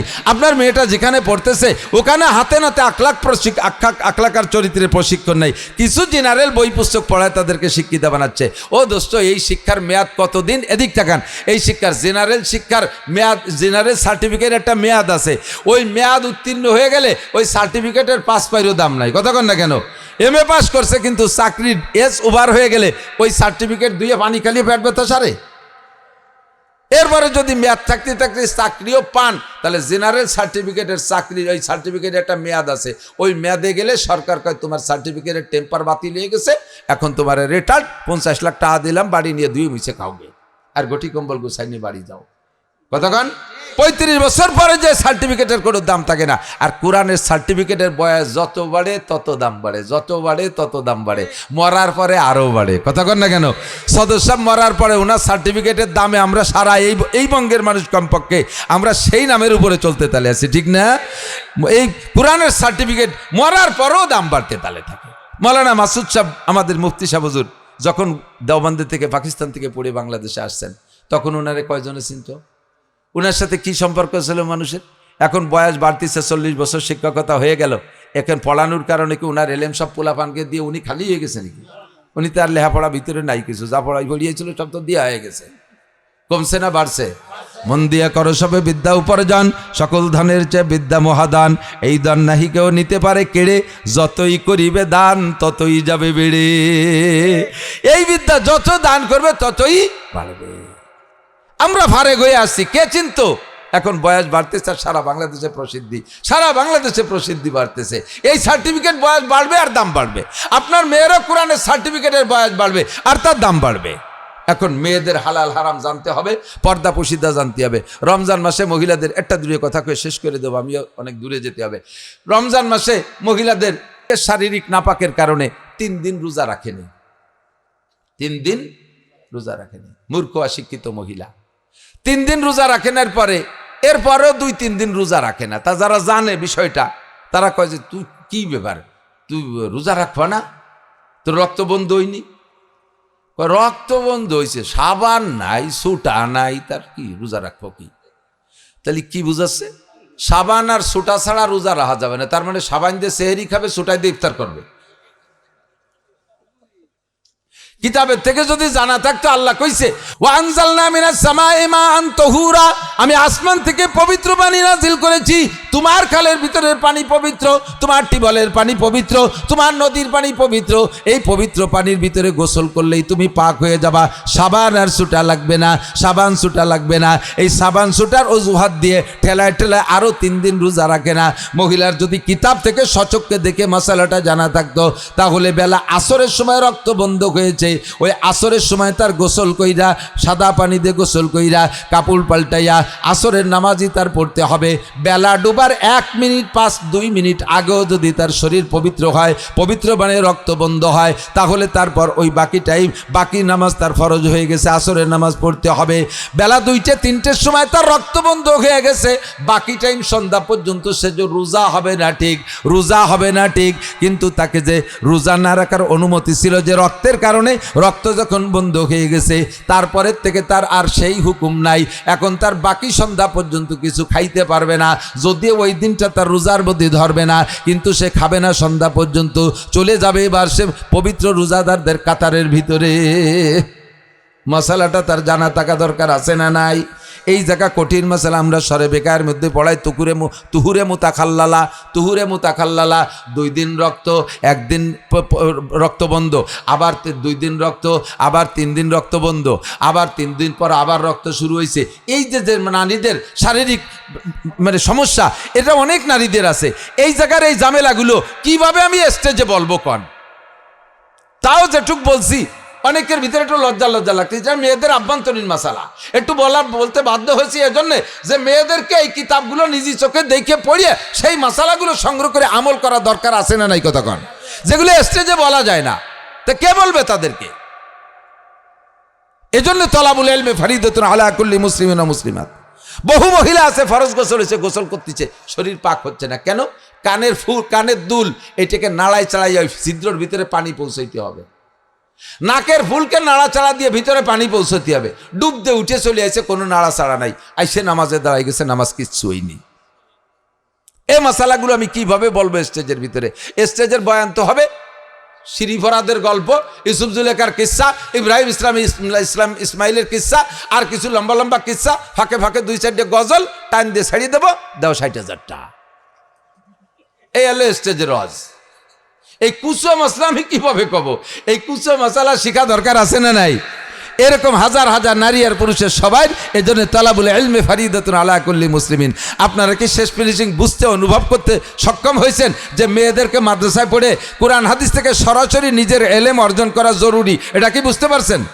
তাহলে আপনারা আব্বারা যদি বুঝতে পাইরা আপনার মেয়েদেরকে এখানে না পড়ান, আর এই মেয়েগুলো যদি আমলি ত্রুটির কারণে কিয়ামতে ধরা খায়, ওরাই কিন্তু আপনার এগেনস্টে মামলা দেবে। কি বলবে? রব্বানা ইন্না আতানা সাদাতানা ওয়া কুবারানা, আল্লাহ আমরা তো আমাদের বড়দের অনুসরণ করতাম। আমি কেজি কিন্ডারগার্টেন চিনতাম না, ইংলিশ মিডিয়াম বুঝতাম না, কোন কলেজে পড়লে ভালো হবে বুঝতাম না, বিকারুন নিসা খয়রাতুন নিসা কত কত স্কুল আছে না, ওই জায়গা বললে ভালো হয় যে, তো আমরা চিনতাম না। ওগুলো আমাদের আব্বারা চিনেইছে। সেই আব্বারা যদি গহরডাঙ্গা মাদ্রাসা, আব্বারা যদি আশুতিয়া মাদ্রাসা, আব্বারা যদি কাজুলিয়া মাদ্রাসা চিনেই দিত, তাহলে আমরা ওখানে যে এইগুলো শিখতাম। আজকে ওনাদের কারণে আমাদের এই বিপদ। কাজে আমার একটা দাবি, রব্বানা আরিনাল্লাহ জাইনে আদাল্লানা মিনাল জিন্নি ওয়াল ইনস, জিন আর ইনসানদের মধ্যে যেই নেতারা মুরব্বীরা আমাদেরকে এই গুমরা করেছে, আরিনা একটু সামনে এনে দাও, আমি একটু দুটিয়ে শুধু এক নজর একটু দেখি। আনো আল্লাহ আনো, ওকে একটু দেখো। আল্লাহকে দেখে কি করবি ক, তা নাহলে আনবো না। তাকে সামনে আনলি দেখে কি করবি ক, নাহলে আনবো না। তখন তারা বলবেন না জালহুমা তাহতা আকদামিনা, কি করবো বুঝতিস না? ওই বুড়ো বুড়িরে পাততলে ফেলাইয়ে পাড়াবো, মলন মলবো, মুহিয়েরটা পাড়া দেবো, পেটের উপরে বুকের উপরে উঠে লাফাবো। আদর করছো, ভালোবাসো, জামা দেছো, কম্বল দেছো, যা চাইছি তা দেছো। এরপরে যা না চিনি তা চিনাইছো, এটাও চিনতাম না, এটা কেন চিনেও নাই। ইংলিশ চিনতাম না, অঙ্ক চিনতাম না, আইএবি এমএ বিসিএস চিনতাম না, সেগুলো চিনাইছো। কোরআনও চিনতাম না, হাদিসও চিনতাম না, কেন চিনেও নাই। এই বলে পরাণ বলে আব্বা আমার একটু পাড়াবো, গাড় ধরে জাহান্নামের মধ্যে ফেলাইয়া সিঁড়ি বানাইয়া নামবো। আর একটা কথা, আল্লাহ আতিহিম দেফাইনা মিনাল আযাব, আমার ফিটি যদি বাড়ি একটা দাও, আমার আব্বা আমার ফিটি দুইটে দিতে হবে, দুটি বাড়ি দিতে হবে। আল্লাহ কা দুটি দেবো কা, তোর একটা দেবো, ওনাকে দুটি দেবো কা। কয় যে ওনাকে দুটি দেবা কেন? উনরা আমাকে ক্ষতি করছে, এই জন্য ডবল দিতে হবে। আল্লাহকে লিকুল্লিন দিয়ে ফাইন, তোরও ডবল, তোর বাপেরও ডবল। লিকুল্লিন দিয়ে ফাইন, সবার ডবল হবে। কয় আমাকে ডবল হবে কে? কয় যে যেদিন শুনলি মৌলানা নাসির, মৌলানা মুফতি মাসুদ সাহেব, আবুল কালাম সাহেব, কবির সাহেব বলে গেল, তারপরে থেকে তো নিজে সিদ্ধান্ত পাল্টালি পারতি। এরপরে কেন নিজে সিদ্ধান্ত পাল্টালি না? তারপরে ওদিক কেন থাকলি? এবার ফাবুহিতাল্লাদি কাফার আ করি, হ্যাঁ ঠিকই কইছে, আল্লাহ একটা ভুল হয়ে গেছে, তাহলে রব্বানা আখরিজনা মিনহা, আর একটা বার পাঠায় দাও, আমি যাইয়ে মাদ্রাসায় ভর্তি হবো, এদিক ওদিক যাব না। আল্লাহকে ইকসাউ ফিহা, শটাপ পড়ে থাক এখানে, আর সুযোগ হবে না। আলামিয়াতিকুম নাজির, তোমাদের কাছে কি আমাকে নাজির যায় নাই? নাজির মানে নাসির না, নাজির মানে ভীতি প্রদর্শক। এই কথাগুলো বুঝানোর কথা বলনেওয়ালারা কি যাই নেই? কলু বালা জানা নাজির এসছিল, আল্লাহ কত কথা বুঝাইছে। ফাকাদ দাবনা ওয়াকুলনা মা নাজ্জালাল্লাহু মিন শাই, সেদিন মনে করতাম যেগুলো হুজুররা বানায় কয় এ কিছু আস, কথা কয় কারা জানতে ফাকাদ্দাবনা ওয়া কুলনা মা নাযালাল্লাহু মিন শাই রব্বানা গলাবাত আলাইনা শিকওয়াতুনা ওয়া কুননা কওমান দাল্লিন। আল্লাহ আমাদের কপাল খারাপ, এমন কপালের দোষ দেবে। আল্লাহ কেন? কপাল তো খারাপ না, ভালোই তো, টান টান কপাল। কপাল বকতে হবে এবারে দিকায়, কপাল যেহেতু খারাপ। শুনছিস মালিশ নেই কে? যুবক সিদ্ধান্ত নাও, শোনা সময় আছে। তোমার আইএবি এমএ ছেড়ে আসতে বলতেছি না, তুমি যা পড়ছো জেনারেল পড়ো, আরো পড়ো। বরঞ্চ আমি উৎসাহিত করি বাংলাদেশের জেনারেল স্কুল কলেজ ইউনিভার্সিটি ছেলেরা, তোরা ভালো করে পড়, বিজ্ঞানী হ, অস্ত্র বানা। আমেরিকার কাছে ধ্বজা ধরে থাকতে হবে কেন? পাশালাকের কাছে মুনাজাত পাততে হবে কেন? তোরা বানা। সরকার তোকে টাকা কম দিচ্ছে না, সায়েন্স বিজ্ঞান পড়িয়ে পরের মেশিনটা জোড়াতালি দিয়ে সেও নিজে একটা বানাতে পারো না? বানাও, বিজ্ঞানী হও, তুমি বড় অফিসার হও, সাথে আল্লাহর কোরআন শেখো, দিন শেখো, শরিয়াত শেখো। তোমার জেনারেল সার্টিফিকেট কবরে যাবে না, অবশ্যই কোরআনের সার্টিফিকেট খান কবরে যাবে। কতক্ষণ যাবে? বলেন যাবে? আপনাকে কিয়ামতে 6666 তালা দালান বানাইয়া ওই দালানের মাথায় উঠে দেবে। যেই লিফট, সেই লিফট হলো কোরআনে কারীম, সেই সিঁড়ির নাম কোরআনে কারীম। আপনি বাঁচেন, নিজে বাঁচেন, বউ ছেলে মেয়েকে বাঁচান। আল্লাহ তাও বলেন কু আনফুসাকুম ওয়া আহলিকুম নারা, আগে নিজে বাঁচো, এরপরে পরিবার পরিজনকে বাঁচাও, পরিবার পরিজন সহ বাঁচো। ওয়া আহলিকুম আয় হালিয়া ধরা যায়, যে মতো অবস্থায় তুমি পরিবারের সকলকে নিয়ে বাঁচো। একা একা বাঁচতে গেলে বাঁচা যায় না। কতক্ষণ? আপনি যখন নামাজের মধ্যে পড়েন ইয়াকা নাবুদু, আল্লাহ আমরা সবাই ইবাদত করতেছি, আল্লাহ কয় মিথ্যে কথা। কই সবাই কদি? তোর বৌদি নামাজ পড়ে না, তোর ছেলে পড়ে না, মাইয়ে পড়ে না, তুমি একা মসজিদে আছো, নাবুদু কও, তুমি কবা ইয়াকা আবুদু। আবুদু মানে আমি একা ইবাদত করে, না আবুদু মানে সবাই করি। তা তুমি নামাজ পড়ো একা, বাড়ির একটাও ঘরে না, তুমি না আবুদু কাও, সুরা মিথ্যে কথা করছিস, বাল কাজাবটা, তুই মিথ্যে কথা বলছিস। বলবি যে ইয়াকা আবুদু, আল্লাহ কেউরে পড়াতে পারলাম না, সে একা একা চলিয়েছি, এই কবি তুই। কিন্তু ইয়াকা আবুদু দিয়ে নামাজ পড়লে কি সুরো ফাতিহা সহি হবে? নামাজ হবে? কেউরে আনতে পারলাম না বলে না আবুদু বাদ দিয়ে আবুদু পেলাম, নামাজ হবে? না আবুদুই পড়তে হবে। তবে না আবুদুর কথার পর সত্যাই সত্য, কি বলা হয়, সত্যবাদী হওয়ার জন্য সবাইরে নামাজি বানায় নিয়ে আসতে হবে। কোন ফ্যামিলি কয়জন কইতে পারবেন এর ভিতরে যে আমার পরিবারে সাবালেগ নারী আর পুরুষ সকলে নামাজি, সকলে 5 ওয়াক্ত নামাজি এবং সকলে রোজা রাখে, এইরকম বলনেওয়ালা জেনারেল ফ্যামিলি কয়জন আছেন? কয়জন আছেন? আলহামদুলিল্লাহ আমি বলতে পারি আমার পরিবারে আমার ছোট্ট একটা পুতা আছে, ছেলের ছেলে 2 বছর বয়স, ও ছাড়া আমার ফ্যামিলিতে কোনো বেনামাজি আর বেরোজাদার নাই। হুজুর বলতে পারবে, হুজুর বলতে পারবে, হুজুর বলতে পারবে, হুজুর বলতে পারবে। আপনাদের মধ্যে অনেকে পারবেন এ কথা ঠিক, কিন্তু অনেকে পারবেন না এ কথাও ঠিক, ঠিক না? অনেকে পারবেন না এ কথাও ঠিক, এবং এরই সংখ্যা বেশি হতে পারে। ও কলিলাম মা তাযাক্কারুন, আল্লাহই কয় নসিহত গ্রহণ করেনওয়ালার সংখ্যা কম, কলিলাম মা তাশকুরুন, কলিলাম মা তুমিনুন। ইমানদার আমল করেনওয়ালা নসিহত গ্রহণ করেনওয়ালা সর্বকালে কম। কোরআন শরীফের ভিতর দিয়ে বারবার এগুলো কলিলাম মা তাযাক্কারুন, কলিলাম মা তাশকুরুন, কলিলাম মা তুমিনুন। এইভাবে পরিমাণ মতো কি বলে পরিপূর্ণ ফ্যামিলি খুব কমই আছে। আমরা পরিপূর্ণ ফ্যামিলি গড়তে হলে নারী জাতিকে ঠিক করতে হবে। রাজি আছেন? মহিলা মাদ্রাসার পক্ষে থাকবেন তো? রাজি আছেন? থাকবেন তো? এদের জন্য সরকার কোনো টাকা পয়সা দেয় না, কেউ নড়বেন না, হাঁটা দিলেই বসবো যে মাদ্রাসার বিপক্ষের লোক। সময় মতো আজান হবে, সময় মতো নামাজ হবে, একটুও নড়বেন না, বেশিক্ষণ না, মাত্র 2-3 মিনিটের ভিতরে। আমি কালেকশন করিও না, কালেকশন পারিও না, অশেষ। আমার পরে হুজুররা কথা বলবেন, দোয়া হবে শেষে যাইয়া। এদিক এই মহিলা মাদ্রাসার জন্য সরকার কিচ্ছু দেন, এক তো বেসরকারি মাদ্রাসা।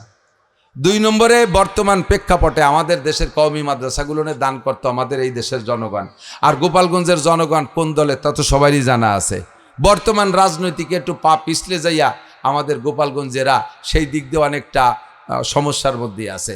যারা একটু ভালো পয়সাওয়ালা তারা কিরকম জায়গায় গেছে তালাশ করিও পাচ্ছি না, খুঁজে খুঁজে। এখন মাদ্রাসা তো চালায় রাখতে হবে, কতক্ষণ মাদ্রাসা চালায় রাখতে হবে না? আর হুজুরকে আন্দোলনে হুজুররা একটা কিছু করে উঠতেছে, কালেকশন করতে গেলে যাও ইউনুসির কাছে, যাও অমকের কাছে, সমকের কাছে। গেলাম আমরা, সে জায়গা গেলাম, পালাম না, চলে গেলাম। কিন্তু আপনি যাবেন কার কাছে? আমাকে ওই দিক ফাটাই দিয়ে আপনার তো এক জায়গায় যা লাগবে, যে জায়গা যা লাগবে সে জায়গায় মোহাম্মদুর রাসূলুল্লাহর দরজায় যা লাগবে। ওই জায়গার থেকে হাউজে কসার ছাড়া আর কোনো জায়গায় 1 গ্লাস পানি হাসরের মাঠে পাবেন না। ওই জায়গার সুপারিশ ছাড়া হবেন না। সেদিনও নবী বলবে, ঠিক আছে আমার হুজুরকে ইউনুসির কাছে আর অমকের কাছে ফাটাই দিছো, যাও তোমরা আর এক জায়গায়, ফিরাউনের কাছে যাও, নমরুদের কাছে যাও, বাস্তবরে পানি নিয়ে বসে রয়েছে। শেষে কি করবেন? আমরা দুনিয়ার অল্প কয়েকদিন খাই না খাই, এক কায়দায় বাইসি যাবো, মরিই যাবো, কিন্তু সেকাল তো মরার কাল না। আমাল হায়াত দুনিয়া ইল্লা কালিল ওয়া ইন্না দারাল আখিরাতা লাহিয়াল হায়াওয়ান। অনাদি অনন্তকালের পানি যদি খাইতে হয়, এই সমস্ত কথা বাদ দেন, এগুলো বাদ দেন, এগুলো রাজনীতি ফাংশন, রাজনীতি যারা করে বেড়াইবো। আমরা ইনশাআল্লাহ মাদ্রাসার সাথে থাকবো তো ইনশাআল্লাহ? একটু বলেন থাকবেন তো ইনশাআল্লাহ? সাহায্য করবেন তো ইনশাআল্লাহ? এই আশুতেই ভাইজানের বাড়ি আশুতে না, এই আশুতে ওনারও মহিলা মাদ্রাসা আছে, এটাও মহিলা মাদ্রাসা। আরও দরকার, আগেই তো বলছি যে 27টি হলো মেয়ে আর 3টে ছেলে। তাহলে স্কুল যদি 1টা হয়, স্কুল ছেলেকে জন্য, মেয়েকে জন্য হতে হবে 9টা। পুরুষ মাদ্রাসা যদি 1টা হয়, তাহলে মেয়েকে জন্য হতে হবে 9টা। তো এমনও 9টা হয়ে পারিনি, যাও মোটামুটি যেটুকু আছে। আমরা এই মাদ্রাসার পাশে থাকবো তো ইনশাআল্লাহ। তো মেয়েদের উপলক্ষে এদের বোর্ডিংয়ে খাবারের জন্যে, এরা তো আর বাড়ি বাড়ি ছাত্র, পুরুষ ছেলেকে মতো লজিং থাকতে পারবে না, পারবে নাকি? লজিং থাকতে গেলে পরে কয়দিন পর ওই বাড়ির বউ হয়ে যেতে পারে, আর এক ঝামেলা। এই জন্য লজিংই দেওয়া যাবে না। তাই এরা তো খাবে এই জায়গায় বসে। একে কটা চাউল কি দেওয়া যাবে ইনশাআল্লাহ? একে কটা চাউল দেওয়া যাবে ইনশাআল্লাহ? আসেন কোনো আল্লাহর বান্দা যে হ্যাঁ আমি 1 বস্তা চাউল দেবো এই মাদ্রাসায়, 1 বস্তা চাউল দেওয়ার মতো এই মাদ্রাসায়? ওই যে পাইছি মুরব্বী একজন, কি নাম? আব্দুল সালাম। কি নাম? ওই যে পিছনে মুরব্বী জনাব মনিরুজ্জামান সাহেব 1 বস্তা। আলহামদুলিল্লাহ। বলেন আর কে আছেন? 1 বস্তা চাউল দেবেন অসহায় অবলা মেয়েদের জন্য। এরা কালেকশন করতে পারে না, এরা অনেক গরিব মিসকিন আছে, আর গরিবের মেয়েরাই তো এখানে বেশি পড়ে। আপনার মেয়েটা যদি এতিম হয়ে যেত, বলেন তার কি অবস্থা হতো? আপনি আব্বা আছেন বিদায় আপনার মেয়েকে আপনি খাওয়াচ্ছেন, পড়াচ্ছেন, চাহিদা মতো দিচ্ছেন সব কিছু। অনেক এতিম মেয়েরা আছে, আব্বা নাই, তারা এখানে কষ্ট করতেছে। আপনি আব্বার ভূমিকা 1 বস্তা চাউল এদের মেহমানদারির জন্য দেওয়া যাবে না? বছরে 1 বস্তা চাউল আসেন আর কোন আল্লাহর বান্দা দোয়া করব, এরা অসহায়, এরা অবুলা, এদের দোয়া আপনি ধনী হয়ে যাবেন ইনশাআল্লাহ। এরা দোয়া করবে আপনি হজ করতে পারবেন, এদের দোয়ায় আপনার মরহুম মুর্দাগানদের জান্নাতের ফয়সালা হয়ে যাবে ইনশাআল্লাহ। আসেন কোন আল্লাহর বান্দা এক বস্তা চাউল দোয়া করবেন ইনশাআল্লাহ। কোন কারকে আছেন বলেন এক বস্তা চাউল, এক বস্তা চাউল। ভাই আবুল কালাম সাহেব এক বস্তা চাউল, বলেন আলহামদুলিল্লাহ। আল্লাহ জানে মালে বরকত দাও, হালালভাবে লাখ লাখ কোটি কোটি টাকার মালিক বানায় দাও, সুস্থতার সাথে লম্বা হায়াত দাও, সপরিবারে বারবার মক্কা মদিনা জিয়ারত নসিব করো, মরহুম মুর্দাগানদেরকে আল্লাহ জান্নাতি করে দাও, সবাই বলেন আমিন।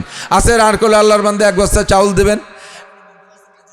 মৌলানা মাহমুদুল হাসান কাজুলিয়া এক বস্তা চাউল আল্লাহ দান কবুল করেন।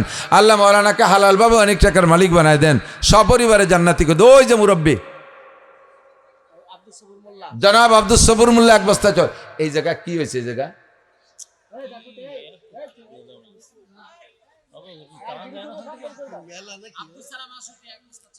আব্দুল সালাম আশুতি এক বস্তা চাউল। উঠে না, উঠি না, উঠি এ মাত্র 2-5 মিনিট সময় দেন, 2-1 উঠলেই দেখা দেখে উঠে চলে যাবে, পরিবেশটা নষ্ট হয়ে যাবে। হতে পারে এর ভিতরে 2 মিনিট পরে একজনের মন তৈরি হবে, মাত্র 2 মিনিট পরে একজনের মন তৈরি হবে। আর আপনি উঠে যাওয়ার পর সেই লোকটা আগে আগে চলে গেছে, এই বস্তা চাউলি থেকে আপনি ক্ষতি করলেন হাতে ধরিয়া। হয় নিজে তো দিলেনই না, আর একজনকে উঠে নিয়ে গেলেন। আসেন কোন আল্লাহর বান্দা প্রাণ ভরে দোয়া দেবো, উলামায়ে কেরাম আমিন বলবে, প্রাণ খুলে দোয়া দেবো। আসেন কোন আল্লাহর বান্দা এক বস্তা চাউল দিবেন।